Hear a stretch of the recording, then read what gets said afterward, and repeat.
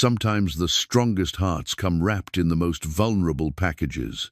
When pride is all you have left, asking for help becomes the hardest thing in the world. Cassie Rowe stands at the gates of Thorn Hollow Ranch with nothing but dust on her clothes and hunger in her eyes. She looks up at Garrett Thorn, the wealthy cattleman, and says, "Any work for a meal, mister?" He's ready to turn her away until he sees her hands. Weathered and calloused, they tell stories of hard work and harder times.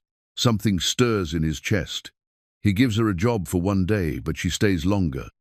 Her past catches up with her, a dangerous man, and a bounty on her head.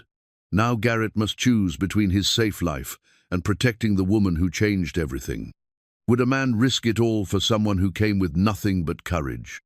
Before we jump back in, tell us where you're tuning in from, and if this story touches you, make sure you're subscribed, because tomorrow I've saved something extra special for you. The dust settled around Cassie's worn boots as she followed Garrett Thorn through the weathered gate of Thorn Hollow Ranch. The morning sun cast long shadows across the sprawling property, revealing a world that seemed carved from the very heart of the American West.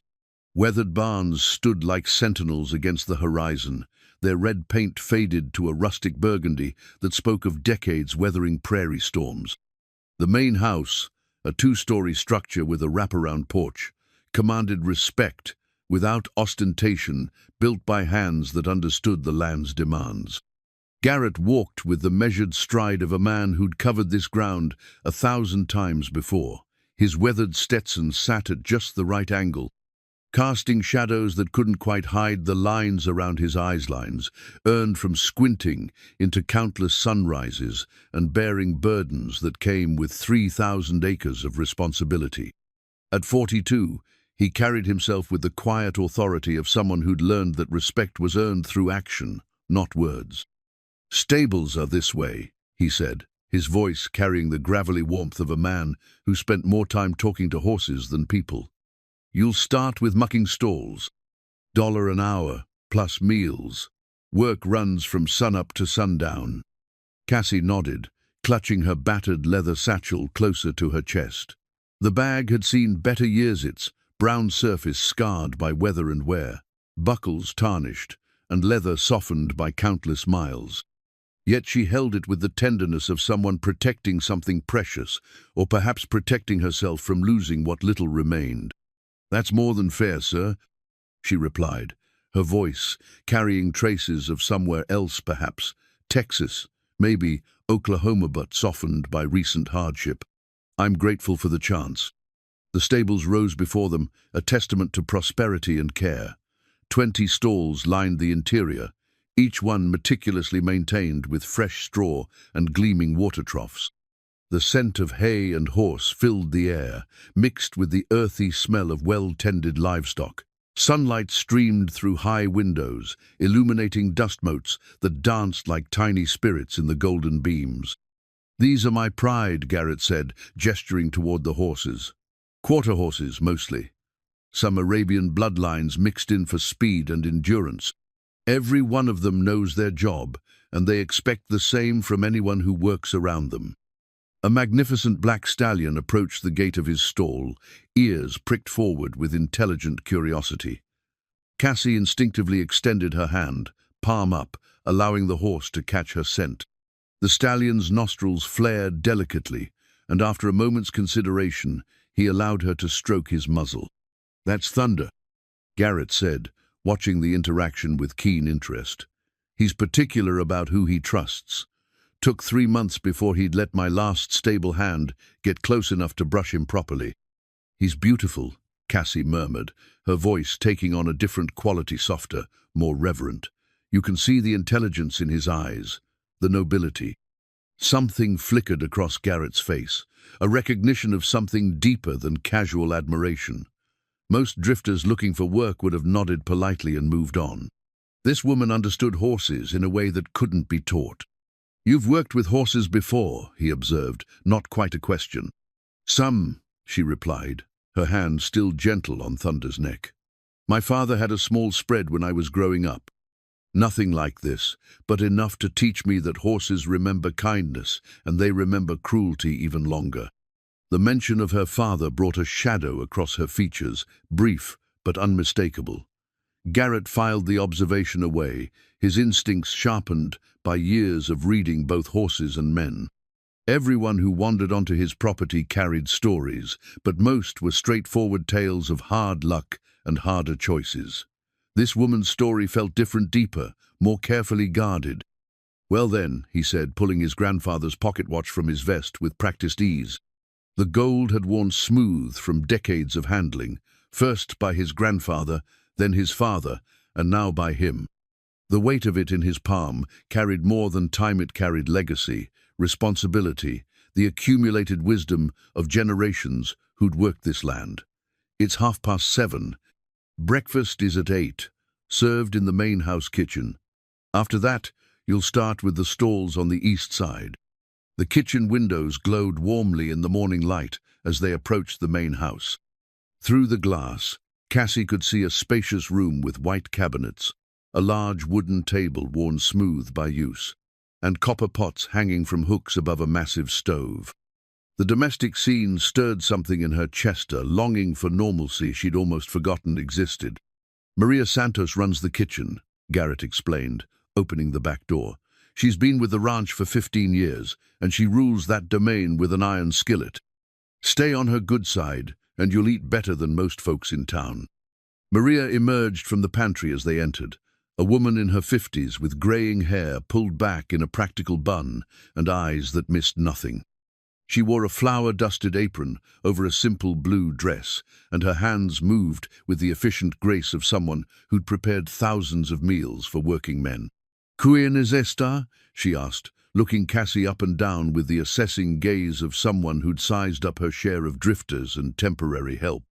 "New hand," Garrett replied in Spanish, that carried the easy fluency of someone who'd grown up hearing it daily.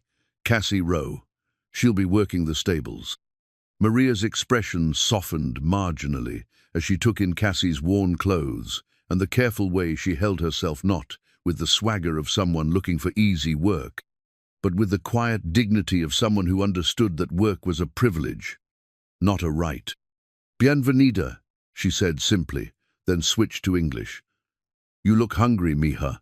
Sit. I'll fix you something proper." The kindness in her voice nearly undid Cassie's careful composure. She blinked rapidly, settling into a chair at the worn wooden table with the careful movements of someone who'd learned not to take comfort for granted. "Just coffee would be fine, ma'am," Cassie said. "I don't want to be any trouble." Maria made a dismissive sound and began pulling ingredients from the pantry. "Trouble is letting good people go hungry when there's plenty to share. You eat, you work better. You work better, everyone benefits." As Maria worked, the kitchen filled with the sounds and smells of breakfast preparation. Bacon sizzled in a heavy iron skillet, eggs cracked into a bowl with practiced efficiency, and bread emerged from the oven with a golden crust that spoke of years perfecting the recipe. The normalcy of it all created a warmth in Cassie's chest that felt dangerous, too much like hope. Garrett poured coffee from a pot that had been keeping warm on the stove, the dark liquid steaming in heavy ceramic mugs. He settled across from Cassie, close enough to study her without seeming obvious about it. In the better light of the kitchen, he could see more clearly the story her appearance told. Her clothes were worn but clean, mended with careful stitches that spoke of pride, despite circumstances. Her hair, though dusty from travel, had been braided with care. Most telling were her hands, not just weathered from work, but marked with specific calluses that came from handling rope, leather, and tools. "How long since you've eaten?" he asked quietly. "Yesterday," she replied, then added quickly, "I'm fine. I've gone longer." The casual way she said "itas," if going without food, was as natural as commenting on the weather stirred something protective in Garrett's chest. He'd seen plenty of hard luck cases, but there was something about this woman that got under his skin in a way he couldn't quite name. Maria set a plate before Cassie that could have fed 2 working men. Eggs over easy, thick slices of bacon, hash browns golden and crispy, and 2 biscuits that steamed when broken open. The woman's eyes widened at the generosity, and for a moment emotion threatened to overwhelm her composure. I can't possibly. You can and you will, Maria said firmly. A woman your size needs proper food to do proper work. Eat. The first bite seemed to break something loose in Cassie, and she ate with the careful efficiency of someone who'd learned not to waste anything. Between bites, she glanced around the kitchen, taking in the details that spoke of a home rather than just a house. Photographs on the windowsill showing ranch life through the years, a collection of blue pottery that caught the morning light, herbs growing in small pots on the counter. Beautiful place, she said between careful bites. You've built something special here. Wasn't me, Garrett replied, following her gaze. My grandfather started this ranch in 1892. My father expanded it. I'm just trying not to mess up what they built. The humility in his voice surprised her. Most men with his obvious wealth and success would have claimed credit for everything in sight. Instead, he spoke of his role as temporary stewardship, understanding that he was part of something larger than himself. That's wisdom, she said quietly, understanding that we're all just passing through, trying to leave things better than we found them. The philosophical observation hung in the air between them, revealing depths that went beyond the simple transaction of work for food. Garrett studied her face, seeing intelligence and experience that didn't match her desperate circumstances. What brought you to Bridal's End? He asked carefully. Her fork paused, midway to her mouth, and something shuttered behind her eyes. Just traveling through, looking for work where I can find it. It wasn't exactly a lie, but it wasn't the whole truth either. Garrett had spent enough time reading people to recognize the careful editing of someone who'd learned that honesty could be dangerous. Well, he said, letting the subject drop for now, you've found work here, as long as you need it. The simple statement carried more weight than its surface meaning, and Cassie felt tears prick her eyes. Kindness had become so rare in her world that she'd almost forgotten how to receive it. Thank you, she said, the words carrying the weight of genuine gratitude. The kitchen door opened, and two men entered with the easy familiarity of people who belonged. The first was a weathered man in his 60s, with silver hair and the bow-legged gait of someone who'd spent his life on horseback. The second was younger, perhaps 30, with the lean build and quick eyes of someone who'd learned early that survival meant staying alert. Morning, boss, the older man said, hanging his hat on a peg by the door. Heard we got some new help. Cassie Rowe, Garrett said. Meet Jake Morrison, my foreman, and Tommy Santos, Maria's boy and our best hand with the horses. Jake nodded politely, his assessment quick but not unkind. Tommy offered a shy smile and a quiet ma'am that spoke of good upbringing. Cassie's going to start with the stables, Garrett continued. She knows her way around horses. Good, Jake said, settling into his chair as Maria automatically began preparing plates for the men. We can use the help. Spring roundup's coming, and there's always more work than hands to do it. The conversation flowed around normal ranch business, which pastures needed attention, repairs that couldn't wait, the weather forecast that might affect their plans. Cassie listened quietly, learning the rhythms of this place, the way these people worked together with the ease of a well-oiled machine. As the meal wound down, Garrett stood and checked his pocket watch again. The morning routine was as familiar as breathing breakfast, assignments, the start of another day, maintaining the careful balance that kept 3,000 acres running smoothly. Ready to get started? He asked Cassie. She nodded, rising from the table with renewed energy. The food had done more than fill her empty stomach, had reminded her that there were still places in the world where people treated each other with basic decency. The morning sun climbed higher as they walked back toward the stables, painting the ranch in shades of gold and amber. Cassie breathed deeply, tasting the clean air that carried hints of grass, leather, and that indefinable scent of wide-open spaces. It's peaceful here, she said, almost to herself. It is, Garrett agreed. Took me a while to appreciate it properly. When I was younger, I thought I needed to prove myself in the wider world. Spent some time in Denver, even made it to Chicago once, but this place calls you back. It gets into your blood. They reached the stables, and Garrett began showing her the layout, the routines, the particular needs of each horse. His hands moved with practiced competence as he demonstrated the proper way to muck a stall, how to check water levels, the signs that indicated a horse might be off its feed. "The work's not glamorous," he said, "but it's honest, and the horses appreciate consistency. They like knowing what to expect." Cassie nodded, understanding immediately. Consistency was a luxury she'd been denied for too long, but perhaps here, for however long it lasted, she could find something approaching normal.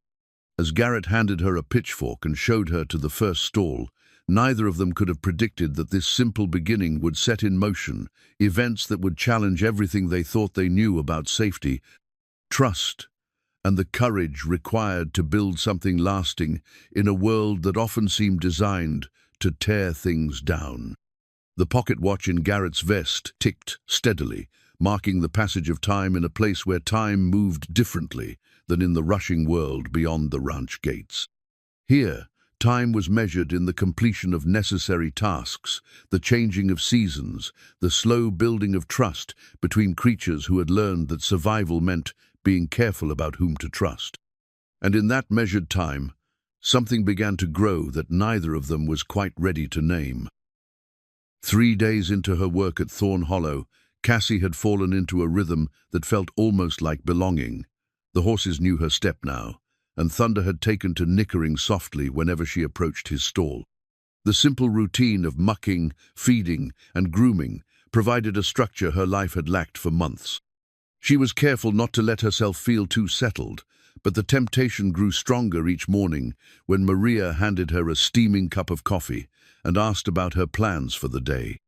It was Thursday morning when the photograph fell from her satchel.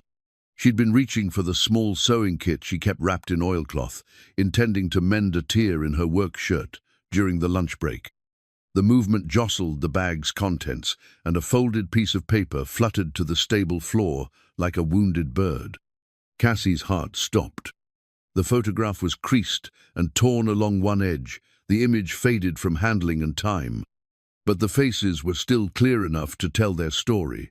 A younger Cassie, standing beside a weathered man with kind eyes and work, roughened hands, both of them squinting into bright sunlight in front of a modest farmhouse. Behind them, a small herd of cattle grazed in a pasture that stretched toward distant hills. What made her blood run cold wasn't the photograph itself, but the third figure visible at the edge of the framer, man whose face had been deliberately scratched out with what looked like a knife blade, leaving only a dark, jagged scar across the paper where his features should have been. "Cassie?" She spun toward the voice, her hand instinctively reaching to cover the photograph. Garrett stood in the stable doorway, his expression shifting from casual greeting to concern as he took in her pale face and rigid posture. "Everything all right?" "Fine," she said quickly, too quickly. She bent to retrieve the photograph, but her hands shook as she folded it and shoved it back into her satchel. "Just dropped something." Garrett's practiced eye caught the tremor in her movements, the way her breathing had changed from steady to shallow. In his years of working with spooked horses, he'd learned to recognize the signs of an animal pushed past its comfort zone, and Cassie showed every indication of someone fighting the urge to bolt. "You sure about that?" he asked gently, stepping into the stable but keeping his distance. "You look like you've seen a ghost." The kindness in his voice nearly broke her resolve. For 3 days, she'd been surrounded by normalcy, by people who treated her with basic human decency. The contrast with her recent experiences had lowered her guard in ways she couldn't afford. "I'm fine," she repeated, but her voice cracked on the words. Garrett studied her face, noting the way her eyes darted toward the stable entrance as if calculating escape routes. Whatever she dropped had triggered a fear response that went bone deep. He'd seen enough trauma in his time, both in animals and people, to recognize when someone was balancing on the edge of flight. "Cassie," he said quietly, "I don't know what's got you spooked, but you're safe here. Whatever it is, we can talk about it." The simple declaration hit her like a physical blow. Safe. When had she last felt truly safe? When had she last been in a place where someone offered to listen without demanding payment or leverage in return? "You don't understand," she whispered, clutching her satchel against her chest like armor. "I shouldn't have stayed this long. I should have kept moving."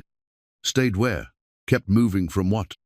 The questions hung in the air between them, and Cassie felt the careful walls she'd built around her story beginning to crack. The photograph burned in her satchel like a live coal, a reminder of everything she'd lost and everything that still threatened what little remained. "There's a man," she said finally, the words coming out in a rush. "He claims I belong to him, that I'm his property because of debts my father supposedly owed. He's been following me for months, and he won't stop until—" She cut herself off, unable to voice the rest. The things Dutch Kellerman had promised to do when he caught her were the stuff of nightmares, spoken in a voice that made even hardened ranch hands step carefully around him. "What kind of man?" Garrett's voice had taken on a different quality, harder, more focused. "His name is Dutch Kellerman. He was foreman on a spread outside Amarillo. My father worked for him before." She stopped again, the words catching in her throat. "Before what, Cassie?" "Before he died." The words came out flat, emotionless. "There was an accident. At least, that's what Dutch called it. But my father was careful around machinery. He'd been working with equipment since he was a boy." Garrett felt something cold settle in his stomach. He'd heard stories about men like Dutch Kellerman who used their positions to control and exploit others, who saw people as property to be owned rather than human beings deserving of respect. "This debt he claims your father owed." "Gambling debts," he said. "Money my father never had to gamble with." Cassie's voice gained strength as anger began to override fear. "My father was many things, but he wasn't a gambler. He worked hard, saved every penny, and never spent money we didn't have. So when your father died, this Dutch decided you were responsible for the debt. He said I could work it off. Said I belonged to him now, that the law wouldn't help a woman with no family and no proof of what really happened." Her hands clenched into fists. "He made it clear that the work he had in mind wasn't the kind that paid wages." The picture became clearer and uglier with each detail. Garrett had encountered men like Dutch before, predators who used positions of authority to trap vulnerable people in webs of false debt and manufactured obligation. The fact that Cassie had managed to escape spoke to a strength and resourcefulness that impressed him, even as it broke his heart. "How long have you been running?" 4 months. She sagged against Thunder's stall, exhaustion evident in every line of her body. "I thought I'd lost him in Kansas, but then I heard he was asking questions in the towns behind me. He's persistent." "And you think he's close now?" Cassie nodded miserably. "Yesterday, when Tommy went to town for supplies, he mentioned a man asking about me. Description matched Dutch perfectly. The revelation explained her jumpiness over the past day, the way she'd kept glancing toward the road whenever she heard hoofbeats or wagon wheels. She'd been preparing to run again, to leave behind the first place in months that had offered her sanctuary. "Why didn't you tell me sooner?" "Because good people shouldn't have to pay for other people's troubles," she said simply. "You've been kind to me, kinder than I deserved. I won't bring danger to your door because of my problems." The quiet dignity in her response stirred something protective in Garrett's chest. Here was a woman who'd been through hell, who had every reason to become bitter and grasping, yet she worried about bringing trouble to people who'd shown her kindness. "That's not your choice to make," he said firmly. "This is my ranch, my door, and my decision about what dangers I'm willing to face. You don't know what he's like." "I know what you're like," Garrett interrupted. "I know you've worked harder in 3 days than some hands do in a week. I know you gentle my horses with a touch that speaks of natural understanding. I know you worry about being a burden, even when you're pulling your own weight and then some." He stepped closer, his voice dropping to the gentle tone he used with spooked animals. "I also know that no man has the right to claim ownership over another human being, no matter what papers he waves or what lies he tells." Cassie stared at him, seeing something in his eyes that she'd almost forgotten existed, the kind of man who stood by his principles even when it cost him something. Her father had been that kind of man, and it had gotten him killed. He's dangerous, Garrett. He has men who work for him, men who don't ask questions about what they're told to do. If he comes here, then we'll deal with it." The certainty in his voice left no room for argument. "This ranch has weathered storms before. We'll weather this one too." "Why?" The question came out as barely more than a whisper. "Why would you risk everything for someone you barely know?" Garrett was quiet for a long moment, considering his answer. The truth was complicated, part protective instinct, part recognition of something in her that called to him, part simple human decency that couldn't stand by while someone suffered. "Because it's the right thing to do," he said finally, "and because my father raised me to believe that how we treat people when they're at their weakest says more about our character than anything we do when times are easy." The simple honesty of his response broke something loose in Cassie's chest, and tears she'd been holding back for months finally spilled over. She pressed her hands to her face, shoulders shaking with the force of emotions too long suppressed. Garrett wanted to comfort her, to offer the physical reassurance of a gentle touch, but he recognized that she needed space to release the pressure that had been building inside her. Instead, he waited quietly, offering his presence without demanding anything in return. When the tears finally subsided, Cassie wiped her face with the back of her hand and looked up at him with eyes that held a mixture of gratitude and lingering fear. "He won't just go away," she said. "Dutch doesn't give up on things he considers his property. Then we need to be ready for him." Garrett's voice carried the calm authority of a man who'd faced his share of troubles and come through them intact. "First thing tomorrow, I'll ride to town and have a talk with Sheriff Harrison. Dutch Kellerman might have had his way in Texas, but this is Colorado, and we do things different here. What if the law won't help? What if he has connections or money to buy cooperation? Then we handle it ourselves." The statement was matter of fact, delivered with the confidence of someone who'd never backed down from a fight when the cause was just. "This ranch has good people who understand the difference between right and wrong. Whatever Dutch Kellerman thinks he's going to do here, he'll find that Colorado hospitality has its limits." For the first time in months, Cassie felt a flicker of hope kindle in her chest. It was fragile, easily extinguished, but it was there, the possibility that she might not have to keep running, that she might have found people willing to stand with her against the darkness that had been chasing her. "I don't know how to thank you," she said. "You don't need to thank me," Garrett replied. "You just need to trust me. Can you do that?" Cassie looked into his eyes, seeing strength tempered by compassion, determination balanced by wisdom. In her father, she'd learned to recognize the kind of man who kept his word, even when it cost him everything. Garrett Thorne was cut from the same cloth.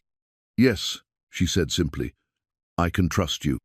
The photograph in her satchel seemed less dangerous now, its torn edges representing not just loss and threat, but also the possibility that some stories could have different endings than the ones that seemed inevitable. Outside the stable, thunder nickered softly, as if sensing that something important had shifted in the small world of Thorn Hollow Ranch. The worn leather satchel sat on Cassie's narrow cot like a sleeping serpent, its presence both familiar and threatening in the small room above the stable that Garrett had offered her.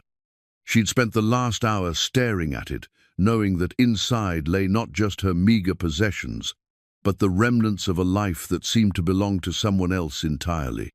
Friday morning brought crisp air and the promise of another day's honest work, but Cassie found herself moving through the familiar routines with heightened awareness.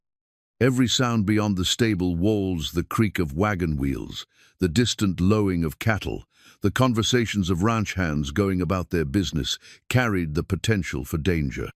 She was brushing Thunder's midnight coat when Garrett appeared, leading a chestnut mare with gentle eyes and a patient disposition. "Thought you might like to meet Honey," he said, stroking the mare's neck with practiced affection. "She's getting on in years, but she's still the smartest horse on the ranch. Knows these trails better than most of the men who ride them." Cassie approached slowly, extending her hand for the mare to investigate. Honey's soft muzzle explored her palm with delicate curiosity before allowing her head to be stroked. "She's beautiful," Cassie said, meaning it. How old? 18 this spring.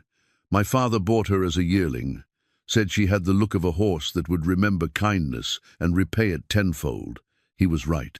There was something in his tone that suggested deeper meaning, and Cassie found herself studying his profile as he worked.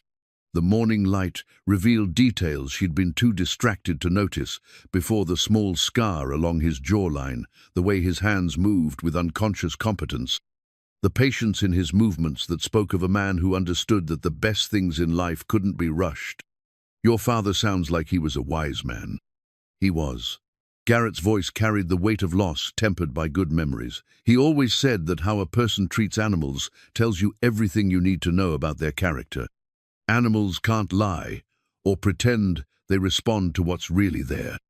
The observation hung in the air between them, and Cassie wondered what her interactions with the horses revealed about her own character.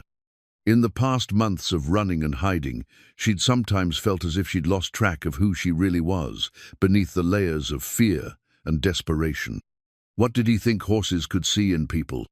Garrett considered the question as he checked Honey's hooves with practiced efficiency. Authenticity, mostly. Horses know when someone's genuine and when they're putting on an act. They respond to calm confidence, but they can spot false bravado from a mile away. They trust people who are comfortable with themselves. And what do you think your horses see in me? The question surprised him with its vulnerability.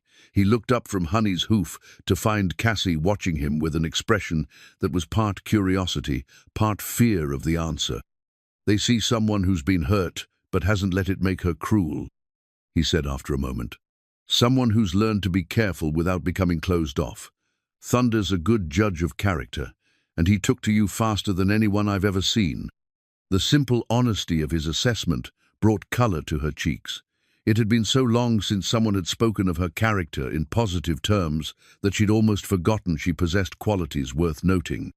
Jake mentioned you rode the north pasture fence yesterday. Garrett continued, moving to check the mare's other hooves. Said you spotted 3 places where the wire had come loose and fixed them without being asked. The cattle would have wondered if it wasn't repaired, she said, as if it were the most obvious thing in the world. Seemed like the practical thing to do. Most hands would have reported it and let someone else handle the repairs. Most hands probably have other skills that are more valuable to the ranch. I know fence work. Her matter-of-fact response revealed an attitude toward work that impressed him. She didn't seek credit or recognition. She simply saw what needed doing and did it. In a world where too many people looked for shortcuts or ways to avoid responsibility, her approach was refreshing. Where did you learn fence work? The question brought shadows to her eyes, and Garrett mentally kicked himself for pushing into territory that was still too painful to explore freely. My father's place, she said simply. We didn't have money to hire help for everything, so I learned to do whatever needed doing. Fence mending, equipment maintenance, basic veterinary care for the stock. Sounds like you had a good teacher. The best. Her voice softened with memory. He used to say that there was no shame in any honest work, that every job done well was a kind of prayer. He believed that how we tend to our responsibilities reflects how we honor the life we've been given.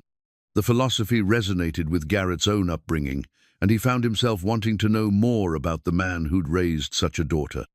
But he could see that talking about her father brought both comfort and pain, memories too precious and too recent to examine closely. He sounds like someone I would have liked to know. He would have liked you, Cassie said with quiet certainty. He had a gift for recognizing good people, said it came from years of having to judge whether someone could be trusted with his livelihood.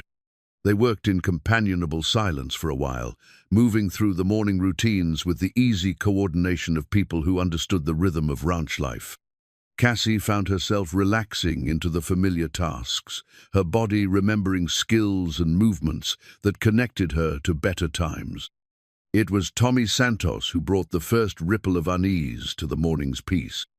"Boss," he called from the stable entrance, his young voice carrying a note of concern. "Jake wants to see you up at the house. Says it's important." Garrett glanced at Cassie, noting the way her shoulders tensed at the interruption. Any break in routine had become a source of anxiety for her, a reminder that the peace she'd found here was fragile. "Keep working," he told her gently. "I'll be back shortly." But as he walked toward the main house, Garrett couldn't shake the feeling that Tommy's message carried more weight than the boy's casual delivery suggested. Jake Morrison wasn't prone to unnecessary drama, and anything that prompted him to request a meeting usually meant trouble was brewing. He found Jake waiting on the front porch, his weathered face set in the grim lines that appeared when ranch business took a turn toward the complicated. Maria stood beside him, her usually warm expression clouded with worry. "What's going on?" Garrett asked without preamble. "Had a visitor this morning," Jake said, settling into one of the porch chairs with the careful movements of a man whose joints had absorbed their share of hard living. "Fellow came by just after dawn, asking questions about a woman who might have come through looking for work." Garrett felt ice form in his stomach. Description? Tall, thin brown hair. Said she'd be traveling alone, probably on foot. Claimed to be looking for his wife. Said she'd run off after some kind of misunderstanding. "What did you tell him?" "Nothing useful," Jake replied with satisfaction. "Told him we hadn't seen anyone matching that description. Suggested he try the ranches closer to town." Good man. Garrett's mind was already racing ahead, considering options and preparations. "What did he look like?" "Big fellow, maybe 45, 50 years old. Had the look of someone used to getting his way. Rode a good horse. Carried himself like a man with authority.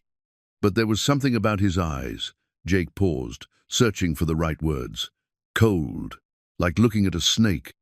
Maria spoke up for the first time. "I watched from the kitchen window. That man, he has the look of someone who hurts people. I've seen it before." Her assessment carried weight. Maria had grown up in a hard part of Texas before coming to work for the Thorns, and her ability to read character had been sharpened by necessity. "Any idea which direction he went when he left?" "East, toward the Morrison place," Jake said. "But I got the feeling he wasn't done with this area. Man like that, he doesn't give up easy." Garrett leaned against the porch railing, considering their options. Dutch cattleman, and he was certain that's who their visitor had been, was clearly following Cassie's trail with systematic determination.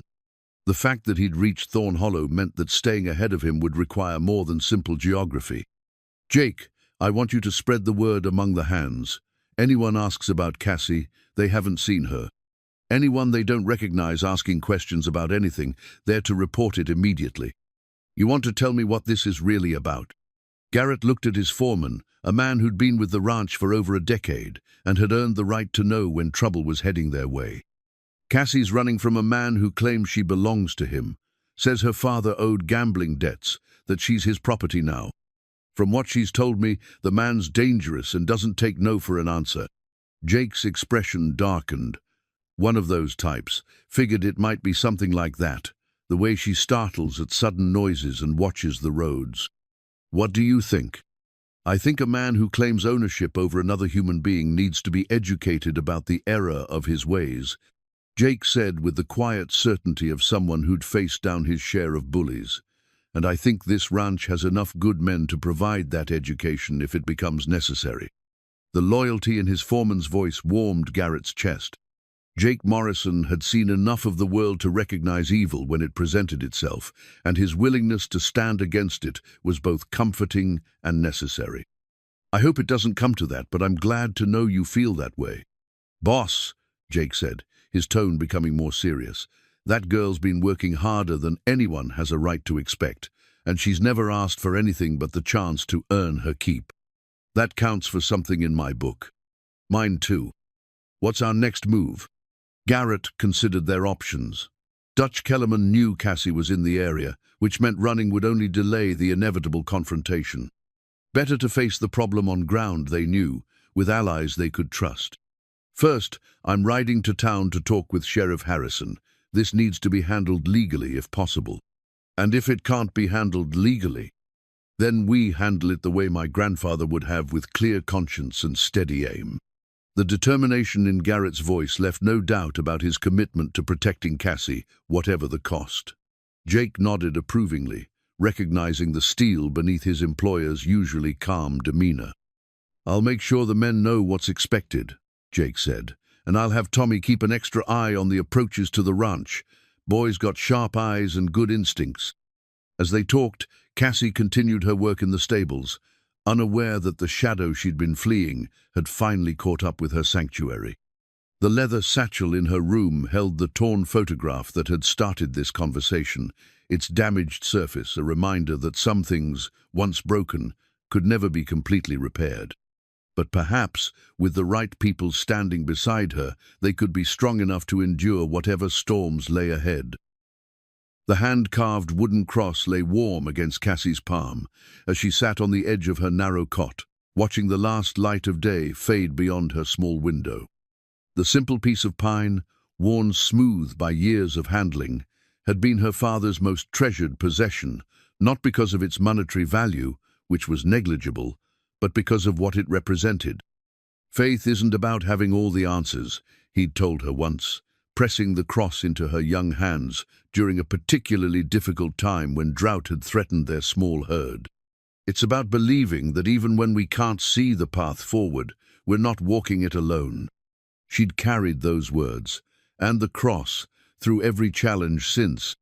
Even in the darkest moments of the past 4 months, when Dutch Kellerman's pursuit had seemed inescapable, she'd found comfort in the smooth wood and the faith it represented. Now, as shadows gathered around Thorn Hollow Ranch, she found herself clinging to both with renewed urgency. A soft knock on her door interrupted her contemplation. "Cassie, it's Garrett. May I come in?" She slipped the cross beneath her shirt and opened the door to find him standing in the narrow hallway, his hat in his hands, and concern etched in the lines around his eyes. "Of course," she said, stepping back to let him enter the small space. The room was spartanly furnished: a cot, a washstand, a single chair, and a small table beneath the window. Cassie's few possessions were arranged with military precision, everything in its place and ready for quick departure, if necessary. The tidiness spoke of a life lived in constant preparation for flight. Garrett noticed the ready state of her belongings, the way her satchel sat within easy reach of the bed, and felt a pang of sadness for the peace she'd never been able to take for granted. "I wanted to talk to you about this morning's visitor," he said gently. Cassie's face went pale, but she nodded for him to continue. She'd sensed the tension in the air all day, the way conversations stopped when she approached, the careful glances cast in her direction. "Dutch Kellerman was here. Jake turned him away without giving him any information, but he knows you're in the area." The confirmation of her worst fears should have sent her into a panic, but instead, Cassie felt a strange calm settle over her. The waiting was over. Whatever came next, at least she would face it with people who'd chosen to stand beside her. "How long do you think we have?" she asked. "Hard to say. He's checking other ranches, but he'll be back. Men like that don't give up easily." Cassie moved to the window, looking out over the ranch that had become her sanctuary. In the distance, she could see lights beginning to glow in the main house windows, warm and welcoming against the gathering darkness. "I should leave," she said quietly. "Tonight, before he comes back, I won't bring this trouble down on your heads." "No." The word came out more forcefully than Garrett had intended, and he softened his tone. "That's not an option. Running hasn't solved the problem, it's only delayed it. This ends here, one way or another. You don't understand what he's capable of." "Then help me understand." Garrett settled into the single chair, his presence filling the small space with calm authority. "Tell me about your father. Tell me what really happened."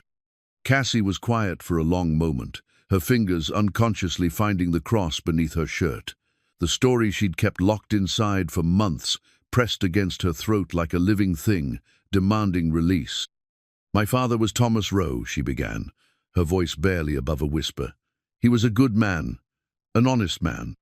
He worked for Dutch Kellerman's outfit outside Amarillo, managing a section of rangeland that had been poorly maintained before he took it over." She turned from the window, needing to see Garrett's face as she spoke, to gauge whether he would believe what others had dismissed as the desperate lies of a grief-stricken daughter. He turned that section into the most productive grazing land on the entire spread. The cattle thrived, the grass recovered, and Dutch made more money from that section than he'd ever made before. But instead of being grateful, Dutch became suspicious. Suspicious of what? He couldn't believe that an honest man could accomplish so much through simple, hard work. He convinced himself that my father was stealing from him, somehow skimming profits, selling cattle on the side, something to explain the success. Cassie's voice gained strength as she continued, anger beginning to burn through the grief that had paralyzed her for so long. He started making demands. Wanted my father to sign papers, giving him a percentage of any improvements to the land. Wanted documentation of every decision, every expenditure, every head of cattle. He was looking for evidence of theft that didn't exist. And when he couldn't find any, he created it. The words came out bitter as gall. Started claiming that my father owed gambling debts to a card game that met in the bunkhouse. Said he had witnesses who'd seen my father lose money he couldn't afford to lose. Garrett felt pieces of the puzzle clicking into place. But your father wasn't a gambler. He'd never played cards for money in his life. Said it was a fool's way to lose what he'd worked hard to earn. But Dutch had men who would swear to whatever story he wanted told. And my father was just one man with no political connections and no money for lawyers.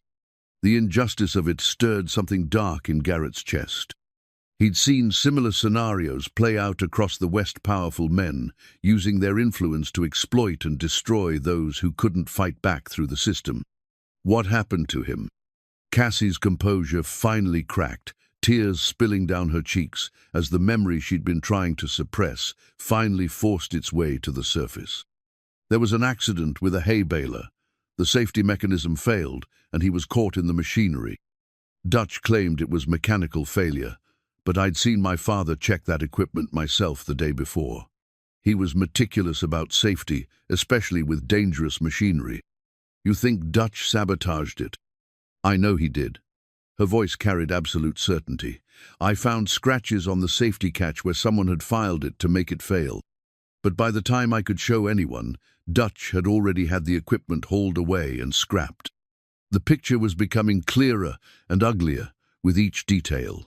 Garrett had encountered men like Dutch cattlemen before, predators who used their positions to destroy anyone who threatened their sense of control. And after your father died, Dutch showed up at the funeral with papers claiming my father owed him $3,000 in gambling debts, said that since I was the only heir, the debt transferred to me, offered to let me work it off in his employ. The euphemistic phrasing couldn't disguise the true nature of Dutch's offer, and Garrett felt his hands clench into fists. The thought of this gentle, hard-working woman being subjected to such degradation made his blood run cold. But you ran instead. I tried to fight it legally first, went to the sheriff, to the judge, to anyone who would listen. But Dutch had money and influence, and I was just a grieving woman with no proof and no resources. They all told me the same thing, honor the debt or face the consequences. So you left. In the middle of the night, with nothing but the clothes on my back and whatever I could carry in my father's old satchel. I thought if I could get far enough away, start over somewhere he couldn't find me, I could build a new life.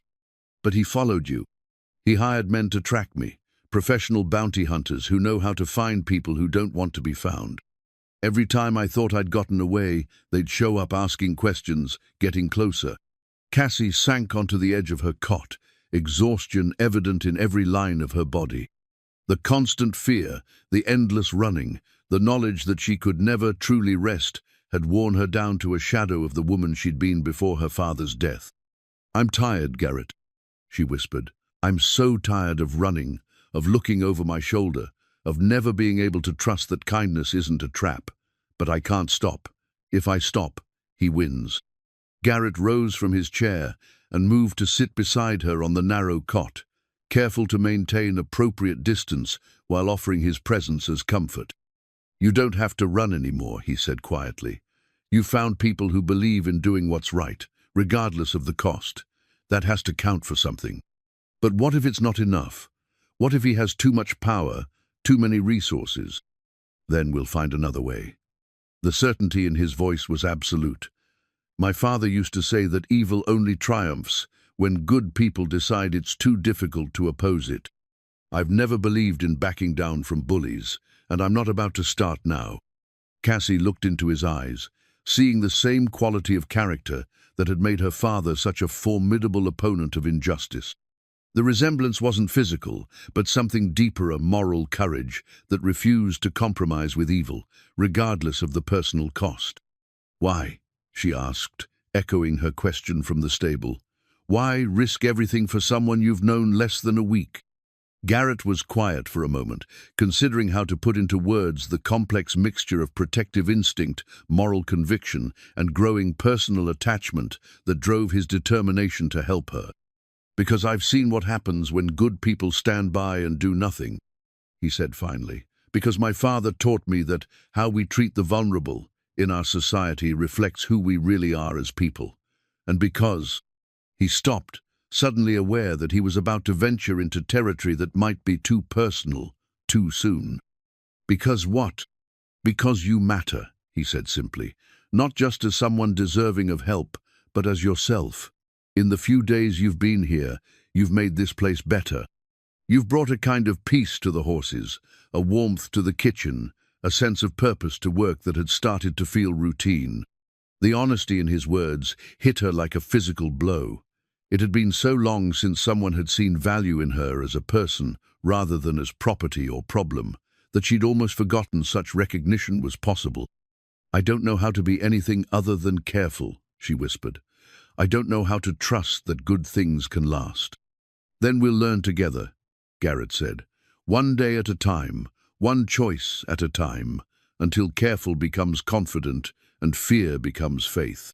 The wooden cross seemed to grow warm against her skin, and Cassie found herself remembering her father's words about not walking the path alone.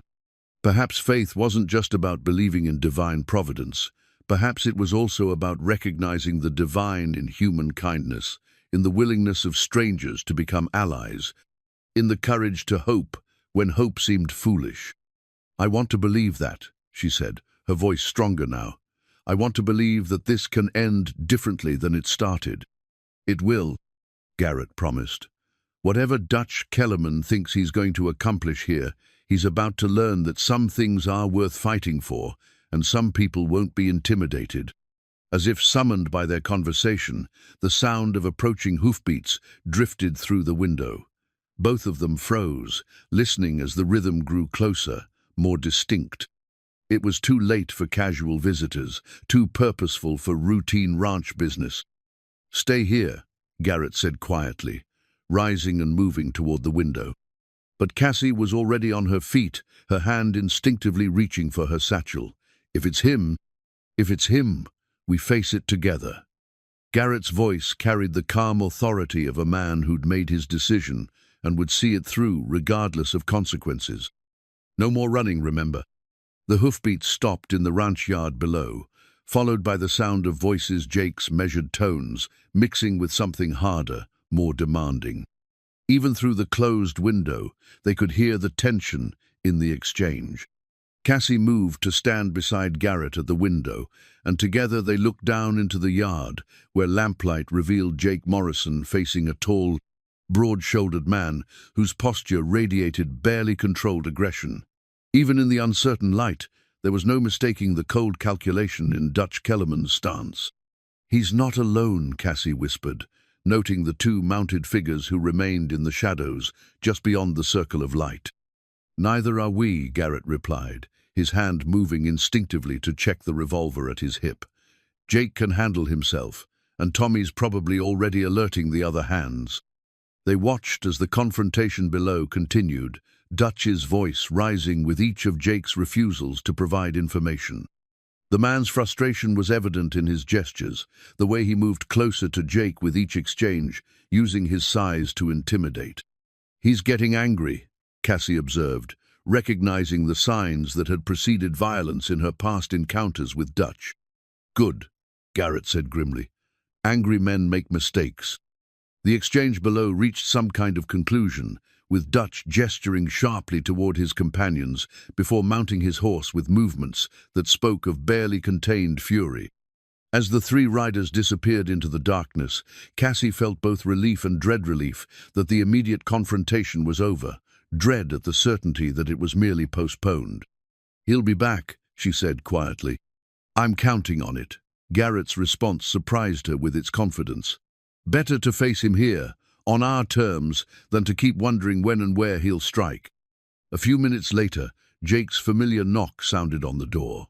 Garrett opened it to find his foreman's weathered face set in grim lines. "He's not happy," Jake reported without preamble. "Demanded to search the premises, claimed he had legal authority to recover stolen property. I told him he could come back with a sheriff and proper papers, or he could leave now and save himself the embarrassment." "How did he take that?" "About as well as you'd expect.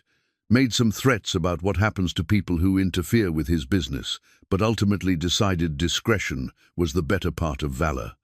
For now." Jake's eyes found Cassie, and she saw understanding in his expression, not judgment or fear, but the quiet acceptance of someone who'd chosen his side and would stand by it. "I'm sorry," she began, but Jake cut her off with a wave of his hand. "Nothing to apologize for. We've all seen his type before, men who think power gives them the right to treat others as property. This ranch has never backed down from bullies, and we're not starting now." The simple declaration of loyalty brought tears to Cassie's eyes. These people, who owed her nothing, were risking their safety and peace for principles that seemed increasingly rare in the world. "What's our next move?" Garrett asked. "I've got the hands taking shifts watching the approaches," Jake replied. "Tommy's riding to the Morrison place to warn them and ask for help if needed, and I sent word to Sheriff Harrison he should be here by morning. Think Harrison will help. He's an honest man, far as I know. If Dutch has legal papers, we'll deal with that through proper channels. If he doesn't, well," Jake's expression grew harder, "then we handle it the way we handle all trespassers who threaten what's ours." After Jake left, Garrett and Cassie remained in her small room, neither quite ready to separate despite the lateness of the hour. The confrontation had shifted something between them, creating an intimacy born of shared danger and mutual trust. "I keep thinking about what my father would do," Cassie said, fingering the cross beneath her shirt. "He always said that running from trouble just meant you'd face it later with less strength and fewer allies." "Sounds like wise counsel." "He also said that sometimes the hardest battles are worth fighting because of what victory means for other people. That standing up to evil isn't just about protecting yourself, it's about protecting everyone who comes after you." The observation carried weight beyond their immediate situation, and Garrett found himself admiring not just her courage, but the moral framework that guided her decisions, even in desperate circumstances. "Your father raised a remarkable daughter," he said quietly. "He raised me to believe that character matters more than circumstances, that how we respond to hardship reveals who we really are underneath all the surfaces we show the world." "And what do you think this situation reveals about who you really are?" Cassie considered the question seriously, looking back over the months of running and hiding, the fear and desperation that had driven her choices. "That I'm stronger than I thought," she said finally. "That I can endure more than I believed possible, and that I'm ready to stop being afraid and start being angry." The transformation in her voice, from uncertainty to determination, stirred something powerful in Garrett's chest.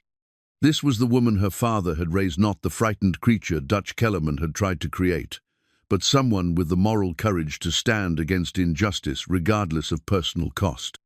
"Tomorrow changes everything," he said, recognizing the truth even as he spoke it. "Yes," she agreed. "Tomorrow we stop running and start fighting back."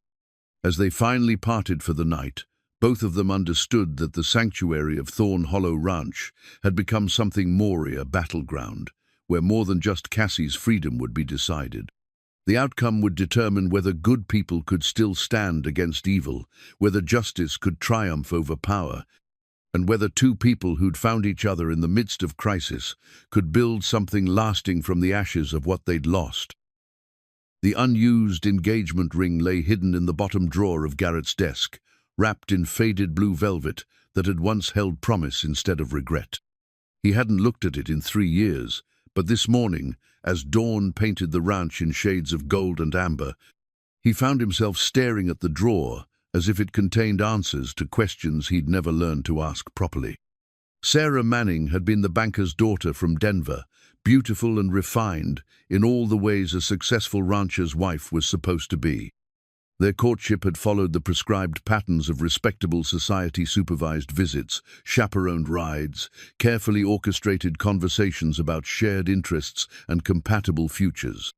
He'd proposed on a crisp October evening, offering her the ring and a life of comfort on one of Colorado's most prosperous ranches.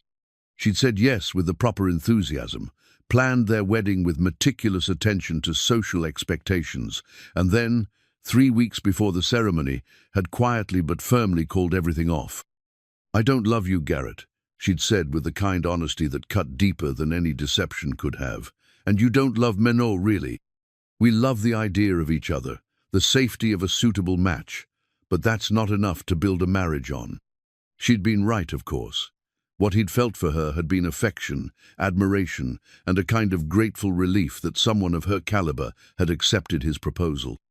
But it hadn't been love, no, the kind that made a man willing to risk everything for a woman's happiness, not the kind that made empty rooms feel full when she entered them.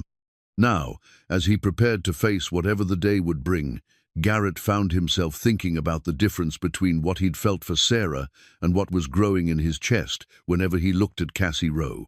The contrast was startling. Where his feelings for Sarah had been calm and predictable, his attachment to Cassie felt like standing too close to a lightning storm, electric and dangerous and utterly beyond his control. A soft knock interrupted his contemplation. "Come in." Maria entered carrying a breakfast tray, her expression showing the strain of a night spent worrying about threats to the sanctuary she'd helped create at Thorn Hollow. "Cassie's in the kitchen," she reported, setting the tray on his desk. "That girl didn't sleep much, but she's got more steel in her spine this morning than I've seen since she arrived. Whatever you two talked about last night, it did her good." "Sheriff Harrison arrived an hour ago. He's having coffee with Jake, asking questions about last night's visitor. Seems like a decent man, willing to listen." Garrett felt some of the tension in his shoulders ease. Sheriff Bob Harrison had a reputation for fairness and competence, qualities that were sometimes rare in frontier law enforcement. If anyone could help them navigate the legal complexities of Dutch Kellerman's claims, it would be Harrison. "And our visitor from last night? No sign of him since he left, but Tommy spotted smoke from a campfire about 3 miles north. Could be anyone, but probably isn't." Garrett finished her thought grimly. Dutch wasn't the type to give up and ride away. He was regrouping, planning his next approach. "Patron," Maria said, using the Spanish term that carried more weight than simple employer. "This woman, she's good for you. I see how you look at her, how you stand straighter when she's near. Don't let fear make you stupid about what's right in front of you." The blunt assessment caught him off guard. Maria had worked for the Thorne family long enough to speak her mind freely, but she rarely offered personal advice so directly. "It's complicated, Maria, her situation, the danger she's in." "Love is always complicated," she replied, with the certainty of someone who'd navigated her own share of romantic challenges. "But it's also simple. You protect what matters to you, you fight for what you want to keep, and you don't let other people's evil steal your chance at happiness." Before he could formulate a response, Maria was gone, leaving him with food he didn't want and thoughts he wasn't ready to examine too closely. The ring in his desk drawer seemed to pulse with the weight of past mistakes and future possibilities. The kitchen was warm with morning light and the familiar sounds of ranch life beginning another day.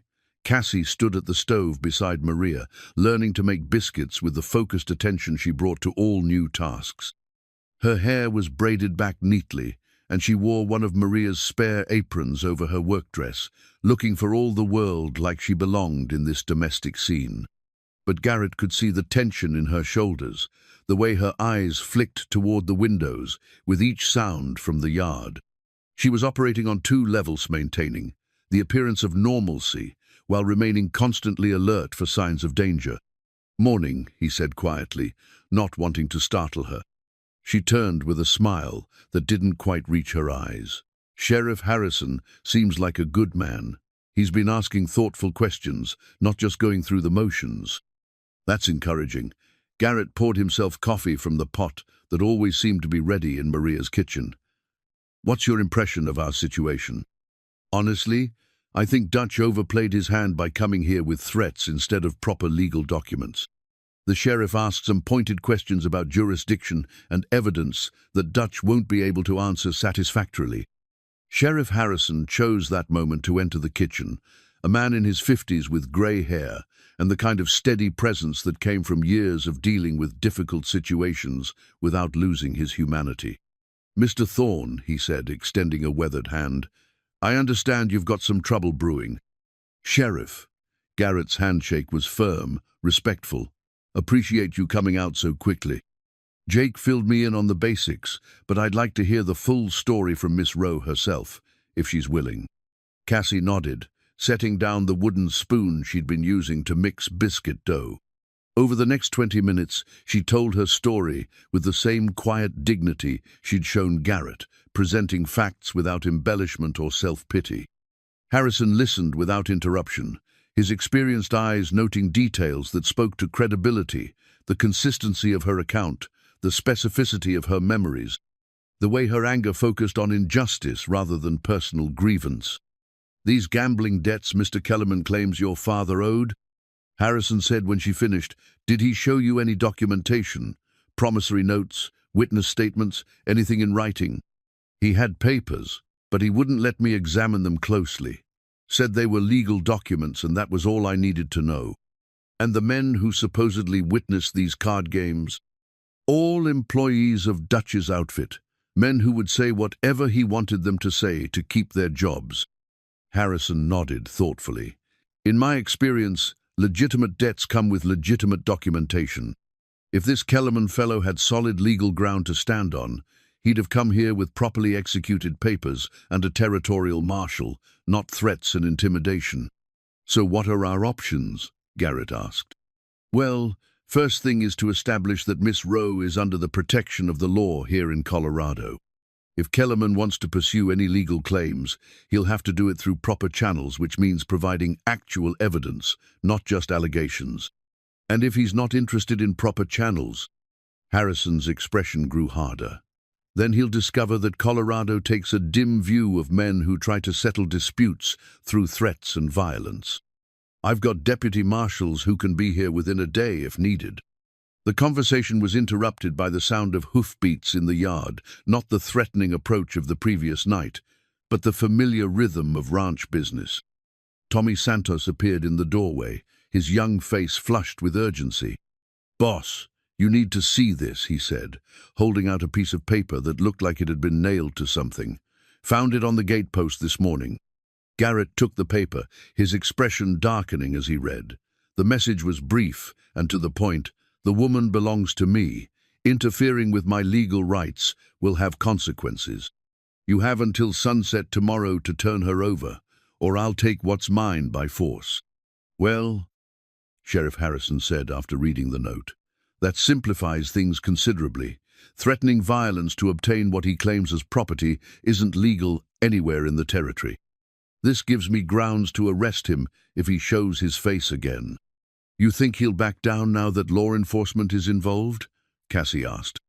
Harrison studied her face, seeing intelligence and a hard-earned understanding of how the world really worked. "Honestly, probably not. Men like Kellerman don't usually back down, they escalate. But now we're on solid legal ground, and that makes all the difference. What do you recommend?" "I'm going to ride back to town and send word to the territorial marshal's office. They need to know we've got a situation that might require federal intervention. In the meantime, Mr. Thorne, I suggest you keep your people close and your weapons closer." After the sheriff left, the ranch settled into the tense quiet that comes before storms. The regular work continued. Cattle needed tending, horses required care, equipment demanded maintenance, but everything was conducted with heightened awareness. Cassie threw herself into the day's tasks with fierce determination, as if staying busy could hold back the fear that threatened to overwhelm her carefully maintained composure. She worked alongside Tommy in the horse paddock, her gentle competence with the animals providing a strange counterpoint to the violence that loomed on the horizon. "You're good with them," Tommy observed as she calmed a skittish mare with nothing more than patience and soft words. "Animals know when you're afraid," she replied, stroking the mare's neck with steady hands. "If you can control your fear, you can help them control theirs." "Is that how you've survived, controlling your fear?" The question was more perceptive than she'd expected from someone so young, and she considered her answer carefully. "Partly," she said finally, "but mostly by remembering that fear is just an emotion, doesn't have to control your actions. You can be afraid and still choose to do what's right." "And what's right in this situation?" "Standing up to bullies," she said with quiet conviction. "Refusing to let evil people win just because fighting back is dangerous." As the afternoon wore on, Garrett found himself watching Cassie with growing admiration and something deeper, a recognition that this woman possessed the kind of strength that complemented rather than competed with his own. Where Sarah had needed protection from the harsh realities of ranch life, Cassie faced them head-on with courage and competence. The realization hit him like a physical blow. He was falling in love with her, had perhaps already fallen, and the knowledge terrified and exhilarated him in equal measure. That evening, as the ranch settled into the careful vigilance that would mark their nights until the crisis passed, Garrett made a decision that would have seemed impossible just a week earlier. The ring in his desk drawer represented one kind of future safe, predictable, built on compatibility rather than passion. But Cassie Rowe represented something entirely different, a love worth fighting for, a future worth risking everything to protect, and the kind of partnership that could weather any storm if both people were willing to stand together against whatever threatened them. The only question was whether they would survive the coming confrontation long enough to explore what they might build together. The brass sheriff's badge lay tarnished and bent on Sheriff Harrison's desk, a piece of evidence that told a story of corruption and violence stretching far beyond Cassie Rowe's personal tragedy. Harrison turned it over in his weathered hands, studying the scratches and dents that spoke of its violent removal from the chest of Sheriff Marcus Cole, the lawman who'd tried to investigate Dutch Kellerman's activities in Texas. "Found it in Cole's personal effects," Harrison explained to Garrett and Cassie as they sat in his office the following morning. "The man who sent it said Cole was asking questions about fraudulent land claims and mysterious deaths right before he had his own accident." Cassie felt ice form in her stomach. "Dutch killed a sheriff? Can't prove it directly, but the pattern's pretty clear. Sheriff Cole was looking into irregularities in several land transfers around Amarillo cases, where small ranchers died in suspicious accidents and their properties ended up in the hands of men like Kellerman." "How many cases?" Garrett asked. "At least 6 that we know of. All involving men who owned valuable grazing land, all dying in ways that could be explained as accidents, all leaving behind debts that conveniently transferred their property to Dutch Kellerman or his associates." The scope of the conspiracy was staggering. What Cassie had experienced wasn't an isolated case of one evil man's obsession. It was part of a systematic campaign of murder and theft that had been operating for years. "My father," she whispered, the pieces finally falling into place. "He wasn't the first." "Probably not," Harrison confirmed grimly. "And if we don't stop Kellerman here, he won't be the last." The revelation changed everything. This was no longer just about protecting Cassie from an abusive pursuer. It was about stopping a criminal enterprise that had already claimed multiple lives and would claim more if left unchecked. "What do you need from us?" Garrett asked. "Kellerman's gotten away with this because he operates in remote areas where law enforcement is sparse and victims are isolated. But here we've got witnesses, documentation, and the resources to fight back properly." Harrison stood and moved to a wall map marked with pins and notations. "I've been in contact with territorial authorities in Texas, Kansas, and New Mexico. Kellerman's activities have left traces across 3 territories, but no one's had enough evidence to build a solid case." "Until now," Cassie said, understanding beginning to dawn. "Until now. You're the first potential victim who escaped before he could silence you permanently. Your testimony, combined with what we're learning about his other activities, could finally bring him to justice. The weight of responsibility settled on Cassie's shoulders like a lead blanket. It was one thing to run for her own life. It was another to carry the hopes of justice for all of Dutch's victims. "What if I'm not strong enough?" she asked quietly. "What if I break under the pressure?" "You won't," Garrett said with absolute certainty. "You've already proven you're stronger than anything he can throw at you." Harrison nodded agreement. "Miss Rowe, I've been in law enforcement for 23 years, and I've learned to recognize courage when I see it. You've got the kind of strength that comes from surviving the worst and still caring about what happens to others. But what's our immediate situation? He's given us until sunset to turn me over. He's made a strategic error." Harrison replied with satisfaction. "By putting his threats in writing and setting a deadline, he's forced us into a confrontation on our terms, with legal authority clearly on our side. You think he'll actually try something?" "I think he's desperate enough to try anything. Men like cattlemen don't give up on what they consider their property, and he's invested too much in this pursuit to walk away empty-handed." As if summoned by their conversation, Jake Morrison appeared in the office doorway, his expression grim. "Sheriff, Mr. Thorne, you've got company. 3 riders approaching the ranch under a white flag. But they're armed, and they don't look like they're here for friendly conversation." Harrison checked his pocket watch. 2 hours before sunset. He's coming early, probably hoping to catch us unprepared. "Are we prepared?" Cassie asked. "As ready as we're going to be," Garrett replied.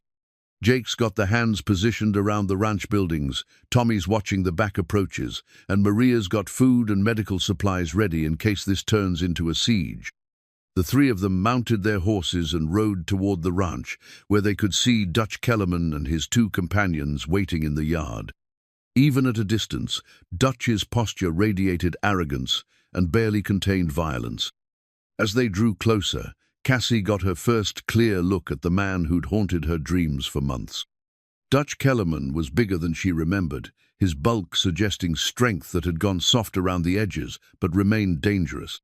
His face was weathered and hard, with small eyes that seemed to catalogue everything around him as potential threats or assets. His companions were clearly hired, musclemen with the lean, predatory look of those who made their living through violence. They sat their horses with the easy confidence of people who'd faced down their share of opposition and expected this encounter to follow familiar patterns. "Kellerman," Sheriff Harrison called out as they approached. "You're trespassing on private property." "Sheriff," Dutch replied with mock courtesy, "I'm here on legitimate business, exercising my legal rights to recover stolen property.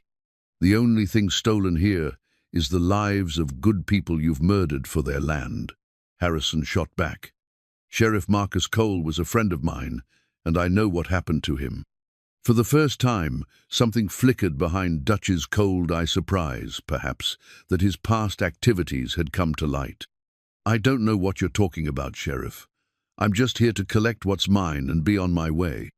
"Miss Rowe doesn't belong to you or anyone else," Garrett said, his voice carrying the calm authority of a man who'd made his choice and would stand by it regardless of consequences. "Mr. Thorne, isn't it?"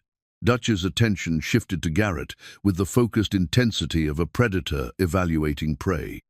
"I hear you've been harboring my property, interfering with my legal rights. That's a serious mistake." "The only mistake here is yours," Garrett replied evenly, "coming onto my land with threats and intimidation." Dutch's facade of civility began to slip, revealing the brutal nature underneath. "You don't understand what you're dealing with, ranch boy. I've been collecting debts and settling accounts across 3 territories. You're just another obstacle to be removed." "Is that a threat?" Harrison asked, his hand moving closer to his sidearm. "It's a promise," Dutch replied. "I've got legal documents giving me authority to recover my property, and I've got the means to enforce that authority if necessary." "Let's see these legal documents," Harrison demanded. Dutch reached into his coat and produced a folded paper, but as Harrison moved to examine it, even a cursory glance revealed its inadequacy. "This is a bill of sale for livestock," Harrison said dismissively. It has nothing to do with Miss Rowe or any supposed debt. There are other documents. No, there aren't, Cassie said, finding her voice and her courage in the same moment. There never were. You killed my father for his land, and when that didn't work out the way you planned, you decided to claim me as compensation. The accusation hung in the air like a gunshot, and Dutch's mask finally fell away completely, revealing the cold killer underneath. "Careful, girl," he said, his voice dropping to a whisper that somehow carried more menace than shouting. "Accusations like that can be dangerous to your health." "Like asking questions was dangerous to Sheriff Cole's health," Harrison interjected. "Like improving rangeland was dangerous to Thomas Rowe's health." Dutch's companions shifted in their saddles, hands moving toward their weapons as the confrontation reached its breaking point. "This ends now, Kellerman," Harrison said with finality. "You and your men turn around and ride out of Colorado, and maybe you'll live long enough to stand trial for your crimes." "For what, Sheriff? You'll arrest me? You and what army?" As if, in answer to his question, ranch hands began appearing from their concealed positions around the yard. Jake Morrison with his rifle, Tommy Santos with a shotgun, 3 other men with weapons trained on the intruders. "This army," Garrett said quietly. "Good people who've decided they've had enough of men like you." For the first time since arriving, Dutch looked uncertain. He'd expected to face 1 man and 1 woman instead. He found himself outnumbered by people who clearly knew how to handle weapons and weren't intimidated by his reputation. "This isn't over," he said finally, jerking his horse's reins with unnecessary violence. "Yes, it is," Cassie said, stepping forward with a courage that surprised even herself. "I'm not running anymore, Dutch. I'm staying right here, and I'm going to tell everyone who'll listen about what you really are."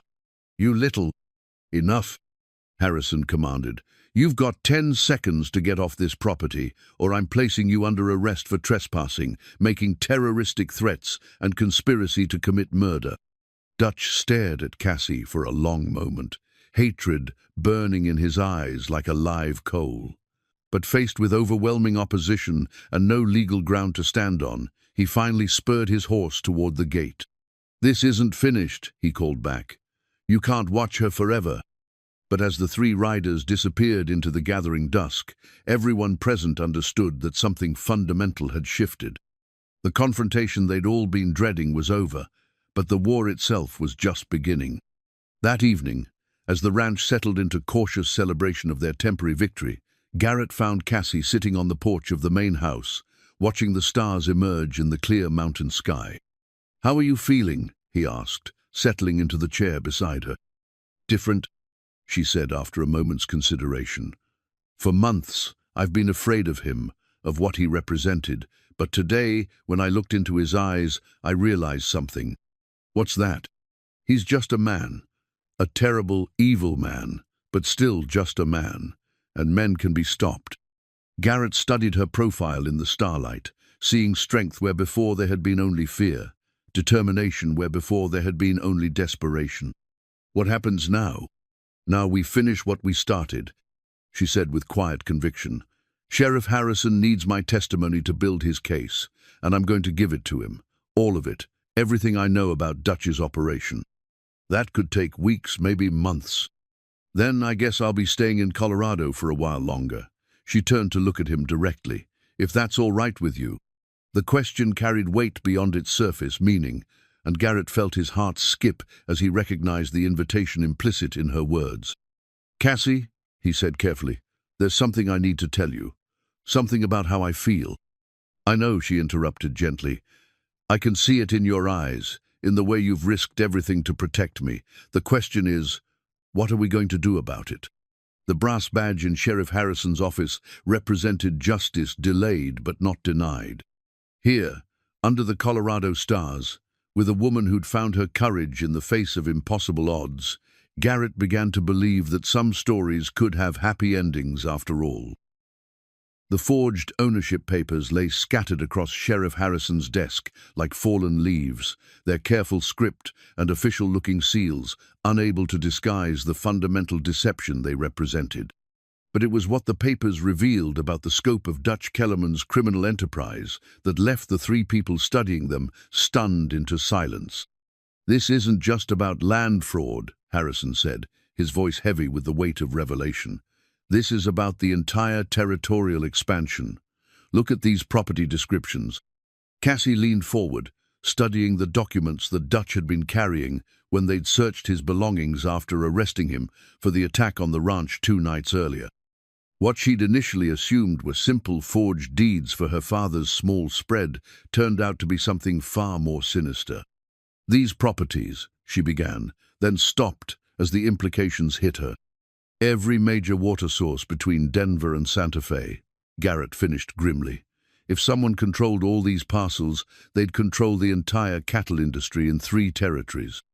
The papers detailed a conspiracy that went far beyond Dutch Kellerman's personal greed.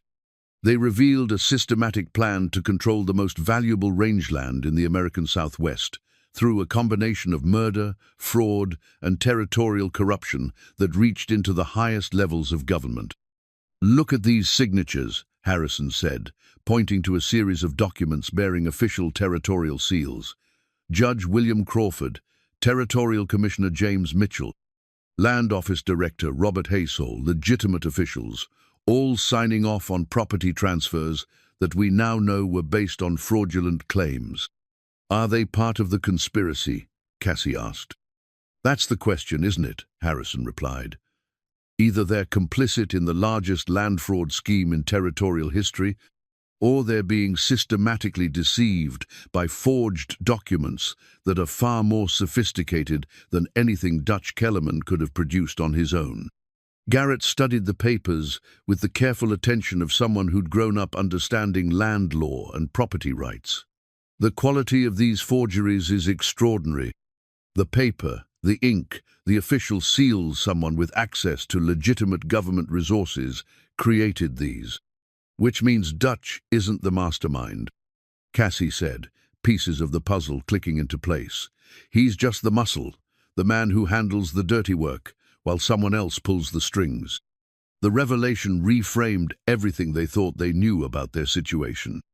Dutch Kellerman wasn't a rogue operator pursuing his own twisted obsession. She was part of an organized criminal conspiracy that had infiltrated the territorial government itself. "There's something else," Harrison said, pulling out a leather-bound ledger that had been hidden in Dutch's saddlebags. "This contains records of payments, names, location sits, a complete accounting of the conspiracy's operations." Cassie felt her blood run cold as she recognized some of the names in the ledger. "That's Samuel Morrison, the banker in Amarillo. And there's Judge Peterson, the man who refused to hear my appeal about my father's supposed debts." "How many people are involved in this?" Garrett asked. Harrison flipped through pages of meticulous records, each entry representing another piece of the massive conspiracy. "At least 30 people that we can identify from these records, spread across 3 territories and including some of the most powerful men in the region.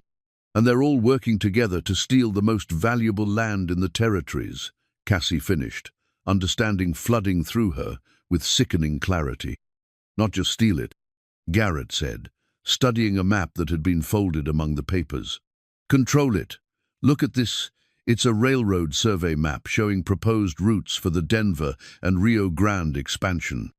The map revealed the true scope of the conspiracy's ambitions.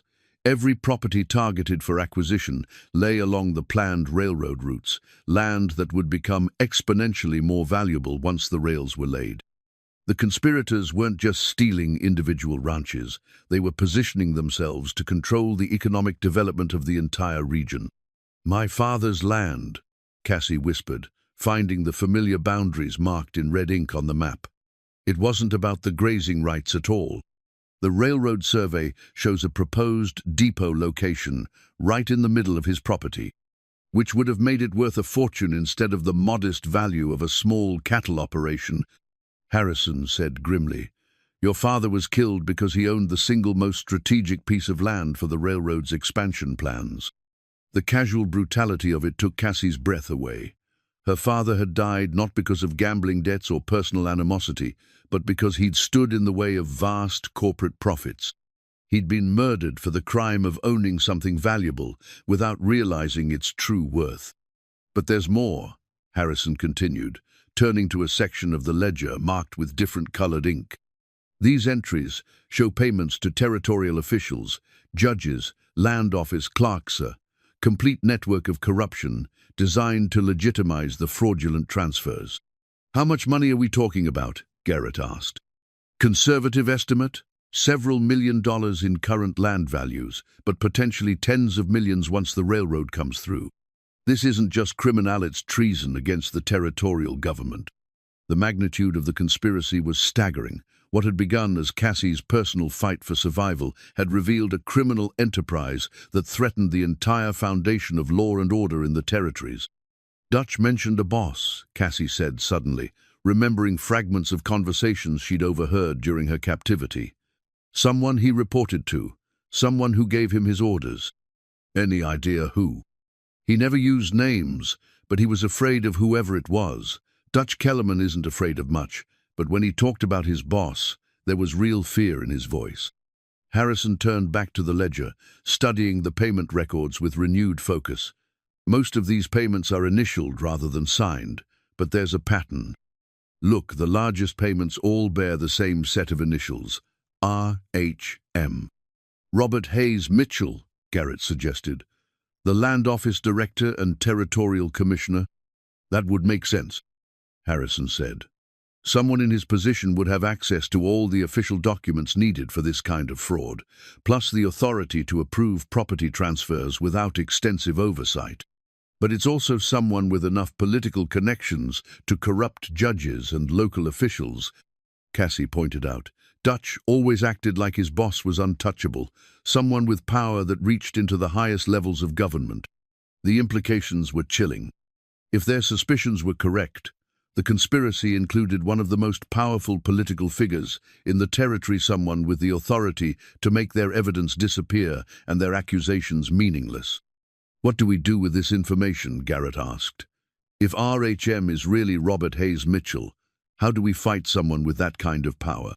Carefully, Harrison replied, and with absolute proof. Accusations against a territorial commissioner require evidence that can't be dismissed or explained away. Which we have, Cassie said, gesturing toward the papers and ledger. Dutch's records, the forged documents, the pattern of fraudulent transfers, it's all here. It's here, but is it enough? Harrison's question carried the weight of years spent navigating territorial politics and jurisdictional complexities. Mitchell has friends in Washington, connections that reach into the federal government. If we move against him without overwhelming evidence, he'll crush us and bury this conspiracy so deep it'll never see daylight again. Then we get overwhelming evidence, Garrett said with quiet determination. We follow every lead in that ledger, track down every forged document, and build a case so solid that even Mitchell's political connections can't save him.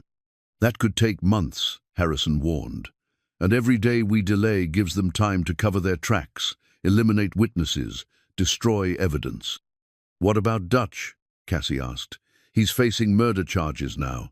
Maybe we can convince him to testify against his boss in exchange for a reduced sentence. Men like Dutch don't usually break, Harrison said. He knows that testifying against the conspiracy would be signing his own death warrant.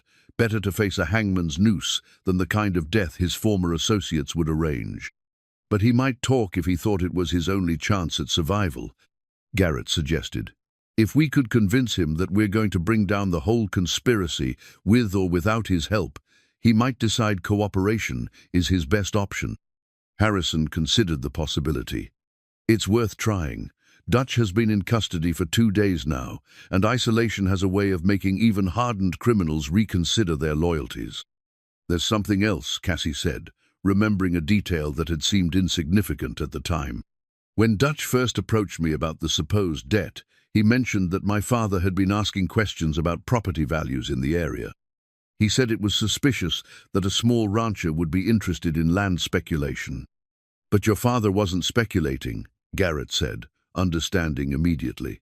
He was trying to understand why his property had suddenly become so valuable. Exactly. Someone must have approached him about selling, maybe offered him far more than the land should have been worth for cattle grazing. When he started investigating, he discovered something that made him dangerous to the conspiracy. The picture was becoming clearer and more tragic. With each revelation, Thomas Rowe hadn't been killed simply because he owned valuable land. He'd been murdered because he'd begun to uncover the conspiracy that sought to steal it.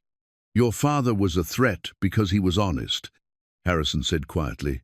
"In a conspiracy built on fraud and corruption, an honest man asking the right questions becomes the most dangerous enemy of all."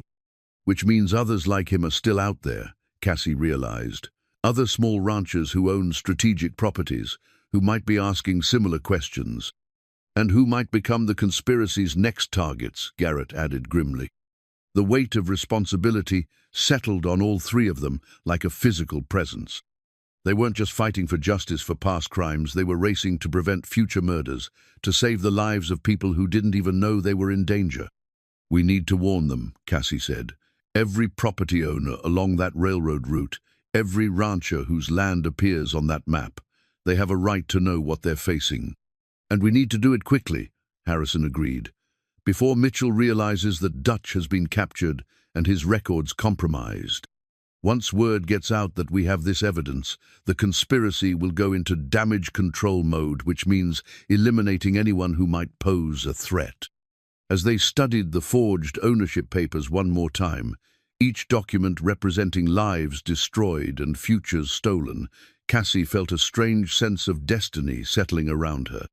Her father's death, her months of running, her arrival at Thorn Hollow Ranchit had all led to this moment, to the discovery that could bring down a conspiracy that had corrupted the very foundations of territorial law.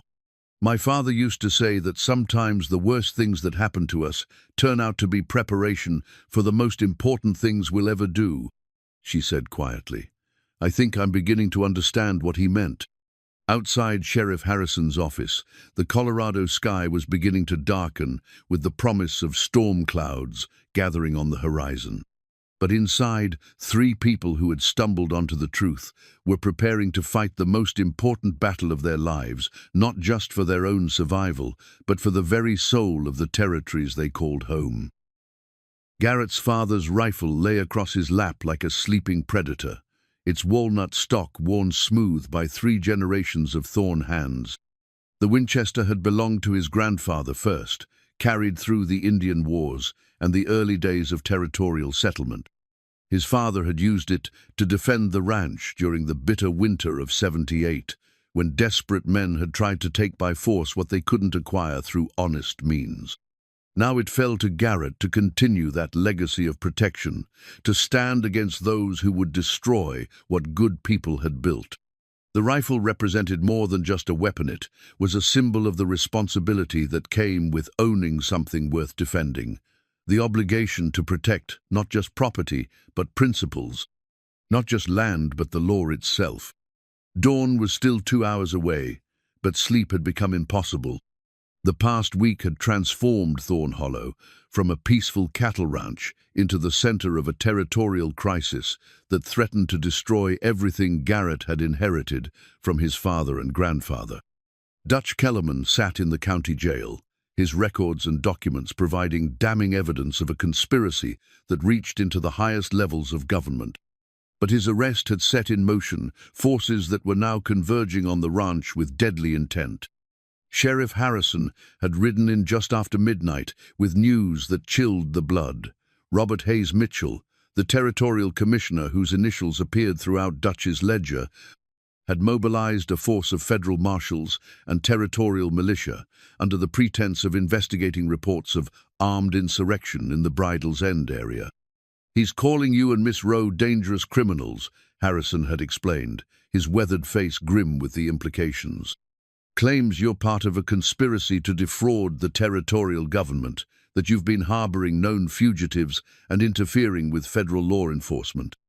The audacity of it was breathtaking. Mitchell was using his official authority to brand them as criminals while positioning himself as the lawman, restoring order to a lawless region. It was a masterful manipulation of the legal system, turning their evidence of his corruption into proof of their own guilt. "How many men is he bringing?" Garrett had asked. 20 federal marshals, 30 territorial militia, plus whatever local support he can muster along the way. More than enough to overwhelm any resistance we might offer. And our legal options? Limited. Mitchell has legal authority to investigate federal crimes, and he's framed this as exactly that kind of investigation. Any resistance we offer will be painted as further evidence of our guilt. Now, as Garrett sat in the pre-dawn darkness, checking his father's rifle for the 100th time, he wrestled with impossible choices. Fighting back would confirm Mitchell's claims and provide justification for whatever violence followed. But surrendering would almost certainly mean the death of everyone who knew the truth about the conspiracy, executed as dangerous criminals or murdered while attempting to escape. A soft footstep on the porch announced Cassie's approach. She moved through the darkness with the careful stealth of someone who'd learned to avoid drawing attention, but Garrett's heightened senses caught the familiar pattern of her movement. "Couldn't sleep either?" she asked, settling into the chair beside him. "Too much to think about." He gestured toward the horizon where the first faint lightning suggested dawn's approach.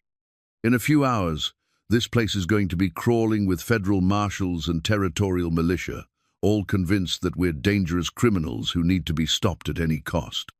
And what's our plan?" "That's what I've been trying to figure out." Garrett's voice carried the strain of a man facing decisions that could determine not just his own fate, but the survival of everyone he cared about. "If we fight, we prove Mitchell's claims about us being dangerous. If we surrender, we disappear into the territorial justice system and never get a chance to expose the real conspiracy." Cassie was quiet for a moment, studying the rifle in his hands. "Your father carried that?" "And his father before him. 3 generations of Thorns have used this rifle to protect what's ours." He ran his hand along the worn stock, feeling the connection to the men who'd faced their own impossible choices in defense of what they believed in. "I keep thinking about what they would do in this situation." "What conclusions have you reached?" "That sometimes the right choice isn't about winning or losing. It's about making sure the truth survives, even if we don't." The stark assessment hung in the air between them, and Cassie felt the weight of everything they'd discovered pressing down like a physical force. The evidence they'd gathered could bring down a conspiracy that had corrupted the territorial government and murdered innocent people, but only if it survived the coming confrontation. "We need to get the evidence to someone beyond Mitchell's reach," she said, "someone with the authority and integrity to act on what we've learned." "Who?" "Mitchell has connections throughout the territorial government, and his version of events is already spreading. Anyone we approach will have heard that we're dangerous criminals before they hear our side of the story. Then we go higher. Federal authorities in Washington, newspaper editors in Denver, territorial governors in other regions. Someone, somewhere, has to be beyond Mitchell's influence." Garrett considered the possibilities, his mind racing through potential allies and escape routes. Jake's already hidden copies of Dutch's records in 3 different locations. Even if they destroy the originals, the evidence will survive. "That's something." Cassie's voice carried a mixture of hope and determination. "As long as the truth exists somewhere, there's a chance it will eventually come to light." The sound of approaching hoofbeats interrupted their conversation. Both of them tensed, expecting the worst, but the rhythm was familiar, Jake Morrison returning from his scouting mission to observe Mitchell's approach. "They're about 5 miles out," Jake reported as he swung down from his lathered horse. "Moving slow and careful, like they expect trouble. Mitchell's riding with them, wearing a federal marshal's badge and acting like he's leading a righteous crusade." "How much time do we have?" "Maybe an hour before they reach the main gate. But boss, there's something else you need to know." Jake's expression grew even more grim. "I recognize some of the men riding with Mitchell. They're not federal marshals or territorial militia. They're the same kind of hired guns Dutch cattleman used to employ." The revelation confirmed Garrett's worst fears. This wasn't a legitimate law enforcement operation. It was a private army disguised as federal authority, sent to eliminate everyone who knew the truth about the conspiracy. "How many of our people are willing to stand and fight?" Garrett asked. "All of them," Jake replied without hesitation. "Tommy, Maria, the other hands, they all know what this is really about, and they're not backing down. This ranch has been good to them, and they're prepared to defend it." The loyalty of his people warmed Garrett's heart, even as it broke it. These were good men and women who deserved better than to die for the crimes of corrupt officials and greedy conspirators. "I won't ask them to sacrifice their lives for my fight," he said. "With respect, boss, this isn't your fight anymore," Jake replied. "This is about whether decent people can stand up to corruption without being destroyed for it. That's everyone's fight." As the eastern sky began to lighten with the first hints of dawn, the ranch came alive with the quiet activity of people preparing for what might be their last stand. Weapons were checked and loaded, positions were assigned, and final preparations were made for a confrontation that would determine not just their own fate, but the future of law and justice in the territories.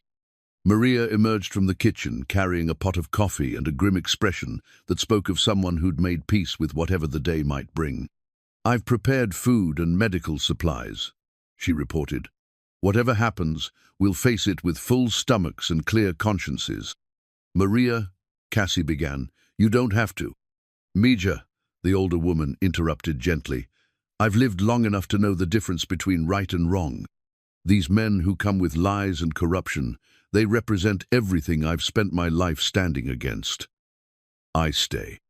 Similar conversations were taking place throughout the ranch as each person made their choice about whether to flee or fight. In the end, not one of them chose to run. They would stand together, whatever the cost. As the sun crested the horizon, painting the ranch in shades of gold and amber that might be the last beautiful sunrise they would ever see, Garrett felt a strange sense of peace settle over him. The rifle in his hands connected him to generations of men who'd faced similar choices to stand for what was right, even when standing meant dying. "Whatever happens today," he said to Cassie, as they watched Mitchell's force approach in the distance, "I want you to know that meeting you, fighting beside you, has been the greatest honor of my life." "The honor has been mine," she replied, her hand finding his and holding tight. "My father always said that how we face our hardest moments defines who we really are. I'm proud to face this moment with you." The approaching riders were visible now, a dark line against the morning sky that represented more than just personal danger. They represented the choice between law and lawlessness, between justice and corruption, between the America that could be and the America that powerful men were trying to create through violence and fraud. Garrett raised his father's rifle, feeling the weight of history and responsibility in his hands. The choice had been made. Now all that remained was to see it through to whatever end awaited them.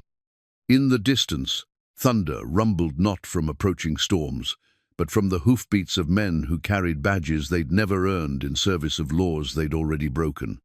The final confrontation was about to begin, and with it, the test of whether truth and courage could triumph over power and corruption in the American territories of 1884. The burning barn cast dancing shadows across the ranch yard as Garrett pressed himself against the water trough, Dutch's bullets chewing splinters from the wood above his head. The structure his grandfather had built with his own hands 40 years earlier was being consumed by flames that Mitchell's men had set to flush out the defenders, and the sight of it filled Garrett with a rage that burned hotter than the fire itself. "Cassie," he called out, trying to locate her position in the chaos of gunfire and smoke that had transformed his peaceful ranch into a battlefield. "Here." Her voice came from behind the overturned wagon where she'd taken cover with Tommy Santos, both of them firing carefully aimed shots at the federal marshals who were advancing under the cover of Mitchell's authority and false righteousness. The attack had begun at dawn, exactly as they'd expected, but the reality of it was more brutal than any of them had anticipated. Mitchell had ridden up to the main gate under a flag of truce, demanding their surrender for crimes against the territorial government. When Garrett had responded by presenting Dutch's ledger and demanding that Mitchell explain his initials throughout the criminal records, the corrupt commissioner had simply smiled and given the order to attack. "Take no prisoners," he'd commanded his hired guns disguised as lawmen. "These people are dangerous criminals who forfeited their right to due process." The first volley had shattered the morning peace, and now the ranch was engulfed in a battle that would determine not just their survival, but the future of justice in the territories. Jake Morrison lay behind a pile of feed sacks, his rifle speaking with deadly accuracy as he picked off the attackers who tried to advance on the main house. His weathered face was set in lines of grim determination, and blood from a graze on his temple mixed with the sweat and smoke that covered his features. "Boss," he called out during a brief lull in the firing, "they're trying to flank us through the horse paddock. If they get behind us, we're finished." Garrett could see the tactical situation deteriorating with each passing minute. Mitchell had brought superior numbers and firepower, and despite the defenders' intimate knowledge of the ranch layout, they were slowly being overwhelmed by sheer force. "Tommy!" Garrett shouted. "Take Maria and get to the root cellar. If we can't hold them, someone needs to survive to tell the truth." "I'm not leaving." Tommy's young voice cracked with emotion and determination. "This is my home too." The boy's courage was inspiring and heartbreaking in equal measure. At 17, he should have been worrying about courting girls and learning his trade, not fighting for his life against corrupt federal marshals who'd perverted everything law enforcement was supposed to represent. A new voice cut through the gunfire, Mitchell himself, amplified by a speaking trumpet as he attempted to end the resistance through psychological pressure. "Garrett Thorne, you're surrounded and outnumbered. Surrender now, and I guarantee you'll receive fair treatment under territorial law." The promise was as empty as the man who made it, and Garrett's response was to put a bullet through the wooden post Mitchell was using for cover, close enough to make the commissioner flinch. "Your guarantee isn't worth the breath you wasted making it," Garrett called back. "We've seen your idea of territorial law." The exchange seemed to enrage Mitchell, and his next commands to his men carried a viciousness that revealed the true nature of the man behind the official facade. "Burn them out. I want this place reduced to ashes, and I want everyone in it dead. No witnesses, no survivors, no evidence." The order confirmed what they'd all suspected. This wasn't about arresting criminals or enforcing the law. It was about eliminating everyone who could expose the conspiracy that had corrupted the territorial government. More buildings began to burn as Mitchell's men spread the flames with systematic efficiency. The tool shed, the chicken coop, and now the stable where Cassie had spent her first days learning to trust again all were being consumed by fire that served as both weapon and symbol of the destruction that corruption brought to everything it touched. "We can't stay here much longer," Jake warned as the heat from the burning buildings began to make their positions untenable. "The smoke's getting too thick, and they're using the fires to cover their advance." Cassie emerged from behind the wagon, her face streaked with soot and her eyes burning with determination that matched the flames surrounding them. In her hands, she carried not just a rifle, but Dutch's leather satchel bag that contained the evidence that could still bring down Mitchell's conspiracy if it survived the battle. "The evidence," she called to Garrett. "We have to get it to safety." "Where?" The question was practical and desperate. Every building on the ranch was either burning or under fire, and escape routes were being systematically cut off by Mitchell's tactical deployment of his forces. "The old mine shaft," Tommy suggested, referring to an abandoned silver mine on the edge of the property that had been worked out decades earlier. "It's deep enough to protect anything we hide there, and they might not even know it exists." The idea had merit, but reaching the mine would require crossing open ground under heavy fire from attackers who were advancing from multiple directions. "I'll go," Cassie said, clutching the satchel against her chest. "I'm smaller, faster, and if anyone deserves to risk their life for this evidence, it's me." "No," Garrett replied immediately. "If anyone's making that run, it's me. This is my ranch, my responsibility. And my father's murder we're trying to avenge," she shot back. "My testimony that will convict these criminals. My choice to make." The argument was interrupted by a new crisis zone of Mitchell's men had worked his way close enough to the main house to throw a flaming torch onto the roof, and the wooden shingles were beginning to catch fire. "The house!" Maria cried out from her position near the kitchen door, her voice carrying the anguish of someone watching a lifetime of memories being destroyed. The psychological impact was devastating. The main house represented more than just shelter. It was the heart of the ranch, the symbol of everything the Thorne family had built over 3 generations. Watching it burn was like watching their history being erased by men who cared nothing for the lives they were destroying. But the fire also presented an opportunity. As Mitchell's men focused on pressing their advantage, they momentarily relaxed their vigilance on the eastern approaches to the property. "Now," Garrett said, making his decision, "Cassie, take the evidence and run for the mine. We'll cover you." "Not without you," she replied fiercely. "We face this together, remember." Before Garrett could argue, the decision was made for them.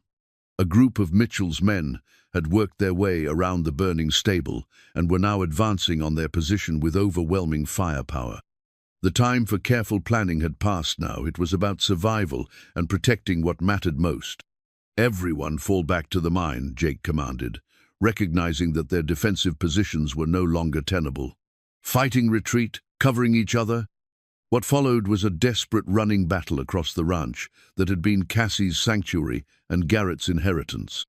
Buildings that had stood for decades were reduced to ash and rubble, livestock scattered in terror, and the peaceful life they'd all known was being systematically destroyed by men who served corruption instead of justice.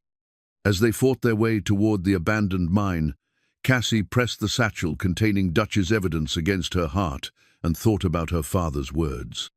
"Sometimes the worst things that happen to us turn out to be preparation for the most important things we'll ever do."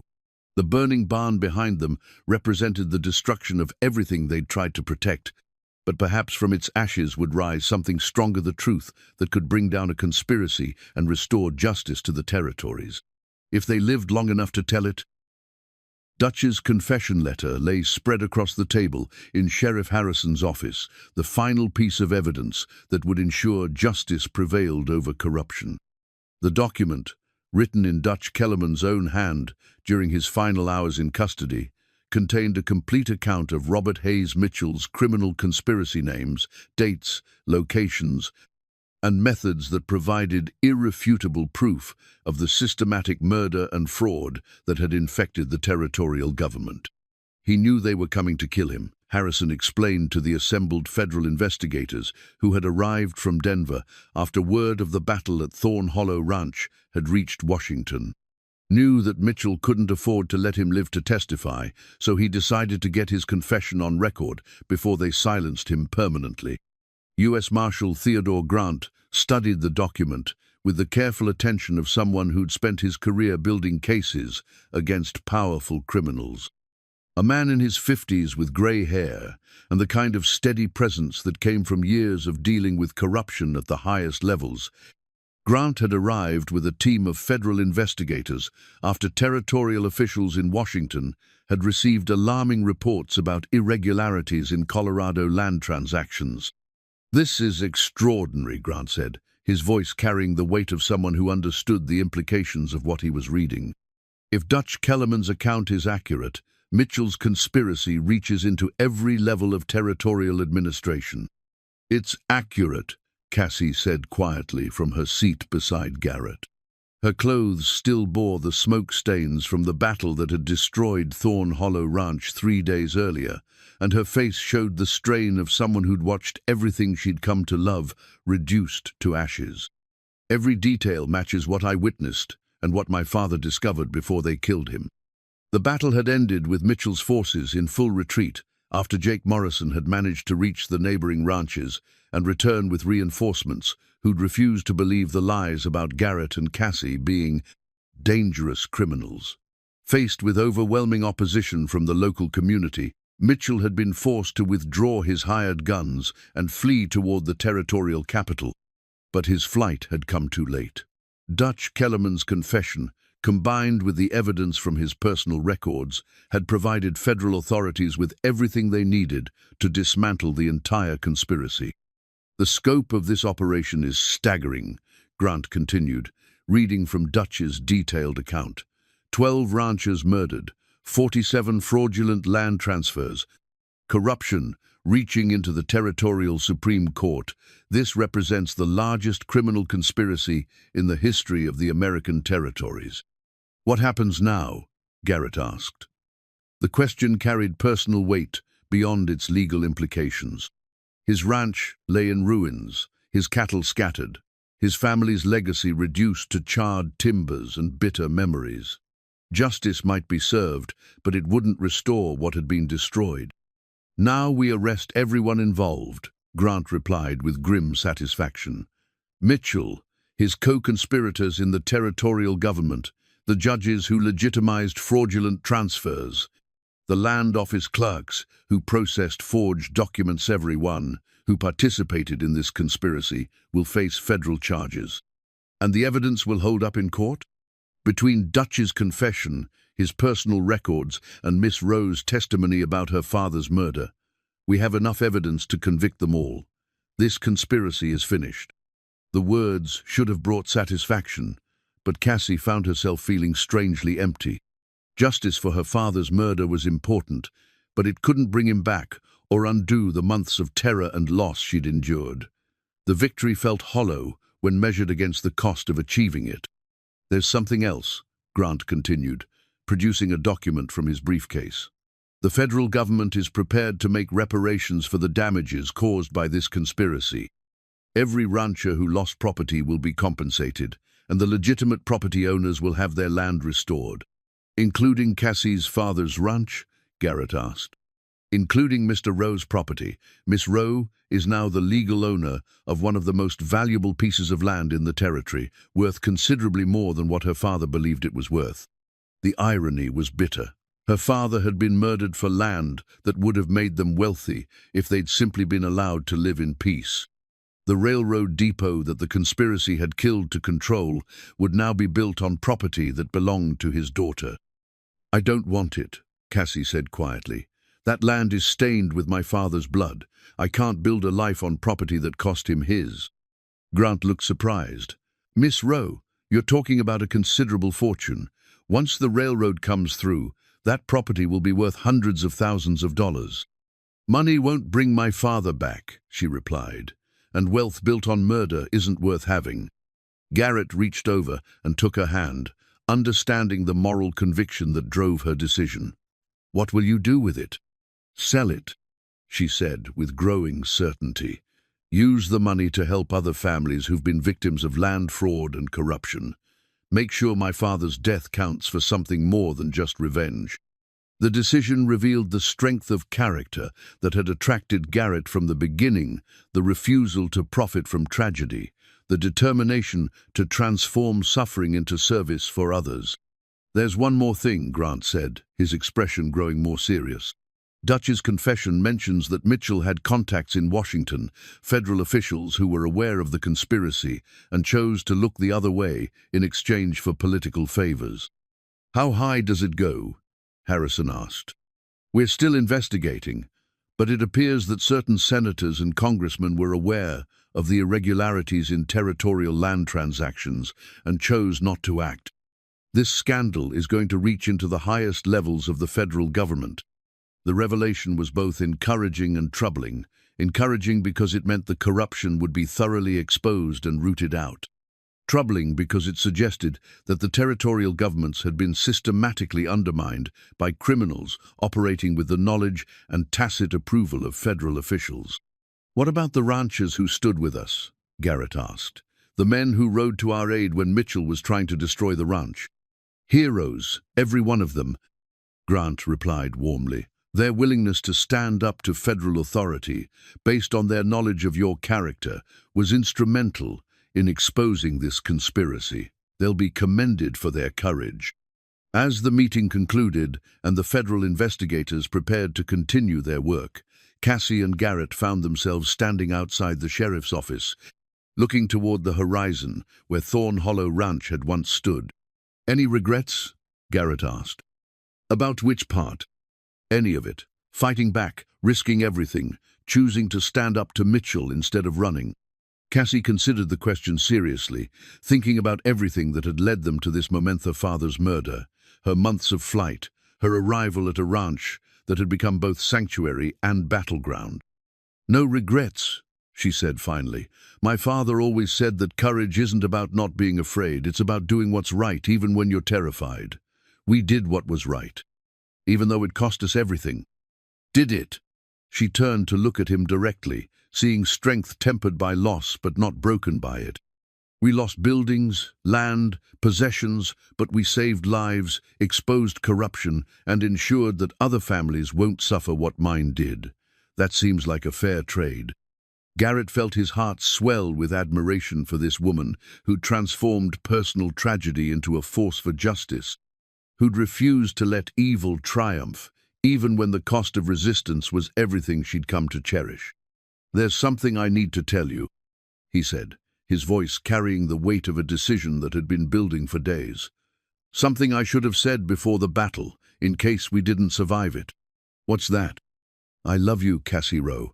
I love your courage, your strength, your refusal to compromise with evil. I love the way you gentle horses and the way you stand up to corrupt officials.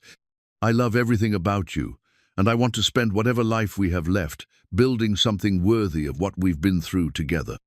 The declaration hung in the air between them, honest and vulnerable, and carrying the weight of everything they'd experienced together. I love you too, she replied simply, and I can't think of anything I'd rather do than build a new life with you, starting from nothing but what we can create together. Dutch's confession letter would ensure that justice was served, that the conspiracy was dismantled, and that the territorial government was cleansed of the corruption that had infected it. But more importantly, it represented the triumph of truth over power, of courage over fear, of love over hatred. As they stood together in the fading light of day, surrounded by the ashes of what they'd lost, but strengthened by what they'd found in each other, Cassie and Garrett began to plan for a future that would be built not on inherited wealth or stolen land, but on the solid foundation of shared values and mutual respect. The confession letter had ended Mitchell's conspiracy, but it had also begun something newer, partnership between two people who'd learned that the most valuable things in life couldn't be destroyed by fire or stolen by corrupt officials, because they lived in the human heart and grew stronger when tested by adversity. Where do we start? Cassie asked, looking toward the horizon where their future waited to be written. With a simple question, Garrett replied, taking her hand in his. Will you marry me, Cassie Rowe? Will you help me build something that can't be burned down or stolen away? Yes, she said, the word carrying all the certainty of someone who'd found her place in the world. Yes, I'll marry you. And yes, we'll build something together that will honor everyone we've lost and everyone we've saved. The brass sheriff's badge that had started their investigation into Mitchell's conspiracy now lay in an evidence box in Denver, but its tarnished surface had reflected something more valuable than justice. It had reflected the possibility that good people, standing together, could still triumph over evil in a world that sometimes seemed designed to crush hope. As the sun set over Colorado, painting the sky in shades of gold and crimson, two people who'd lost everything began to dream of everything they might build together. The simple gold wedding band caught the morning light as Cassie turned it slowly on her finger, marveling at how something so small could represent such profound change.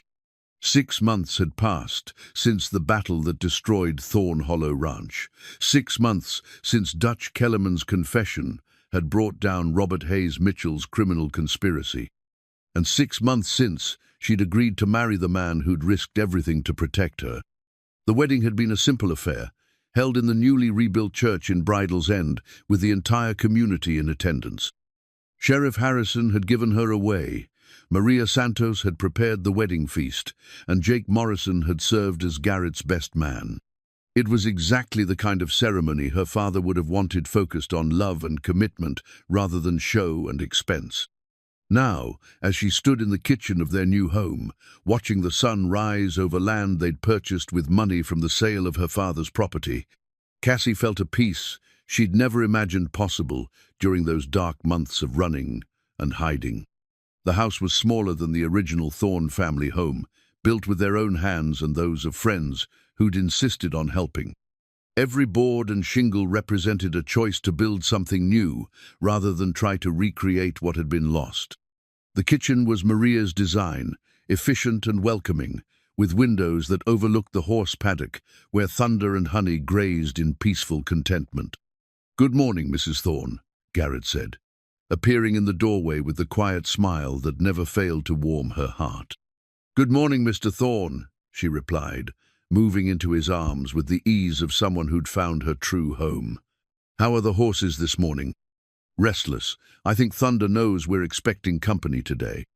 The company in question was U.S. Marshal Theodore Grant, who was making a final visit to update them on the prosecution of Mitchell's conspiracy. Over the past months, federal investigators had systematically dismantled the criminal network, arresting corrupt officials, recovering stolen property, and ensuring that victims received compensation for their losses. "Any word on Mitchell himself?" Cassie asked. Grant's telegram said he was finally located in Mexico, but died of fever before they could arrest him. Fitting end for a man who caused so much suffering. The news should have brought satisfaction, but Cassie found herself feeling only a weary relief that the threat was finally, definitively over. Mitchell's death meant that chapter of her life could be closed completely, allowing her to focus entirely on the future she and Garrett were building together. "I've been thinking about what we discussed," she said, settling into the chair beside him at their small kitchen table, "about the foundation we want to establish." The Thomas Rowe Foundation had been Cassie's idea, a way to transform the money from her father's property into something that could help other families facing land fraud and corruption. The foundation would provide legal assistance, investigate suspicious property transfers, and support law enforcement efforts to combat territorial crime. "I want to do more than just provide money," she continued. "I want to be actively involved, to use what I learned about Mitchell's operation to help other victims." "That could be dangerous," Garrett pointed out gently. "Going up against powerful criminals, testifying in court cases, putting yourself back in the kind of situations we just escaped from. Everything worthwhile involves some risk," she replied, echoing lessons her father had taught her about courage and responsibility. "Besides, I won't be facing those dangers alone anymore." The truth of that statement filled both of them with quiet confidence. Together, they'd survived the worst that corruption and violence could throw at them. Together, they could face whatever challenges lay ahead. A knock at the door announced Marshal Grant's arrival, and they welcomed him into their home with the hospitality that had become second nature during their months of building a new life. The final prosecutions concluded last week. Grant reported over coffee and Maria's incomparable biscuits. 14 territorial officials convicted, 47 fraudulent land transfers reversed, and over $200,000 in reparations paid to victims' families. And the federal officials who were involved? 3 senators and 2 congressmen have resigned in disgrace. They won't face criminal charges, but their political careers are finished. Grant's expression grew more serious. "There's something else. The territorial governor wants to meet with both of you." "What for?" Garrett asked. "To offer you positions in the new territorial administration. The corruption scandals have created a need for people with proven integrity to help rebuild public trust in territorial government." The offer was tempting and troubling in equal measure. Both Cassie and Garrett understood the importance of good people serving in government, but they'd also seen firsthand how power could corrupt even well-intentioned individuals. "We're honored by the offer," Cassie said carefully, "but we're not politicians. We're ranchers who got caught up in events beyond our control." "Which is exactly why you're the right people for these positions," Grant replied. "You've proven that you can't be bought, intimidated, or corrupted. In the current environment, those qualities are more valuable than political experience." They promised to consider the offer, but privately both knew their answer. Their calling lay not in the halls of government, but in the work of building a life that honored those they'd lost, while protecting those who might face similar threats. After Grant left, they walked together through the property they'd chosen for their new beginning. The land was different from the original Thorn Hollow, smaller, less grand, but theirs in a way that went beyond legal ownership. Every fence post had been set by their own hands, every decision about the layout had been made together, every improvement reflected their shared vision of what a home should be. "Do you ever miss it?" Cassie asked, looking toward the horizon where the original ranch had stood. "The house your grandfather built, the stables your father designed, all the history that went up in smoke."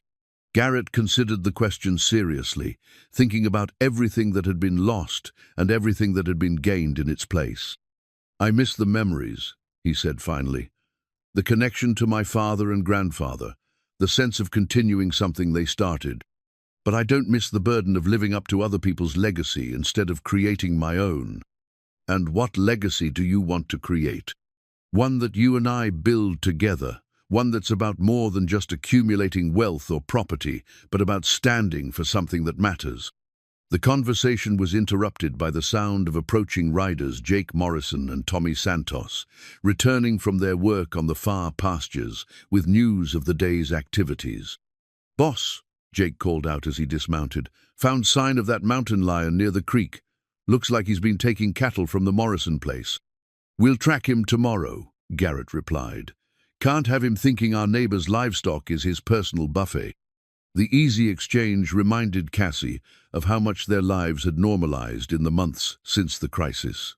They still faced the ordinary challenges of ranch life predators, weather, market fluctuations, equipment failures.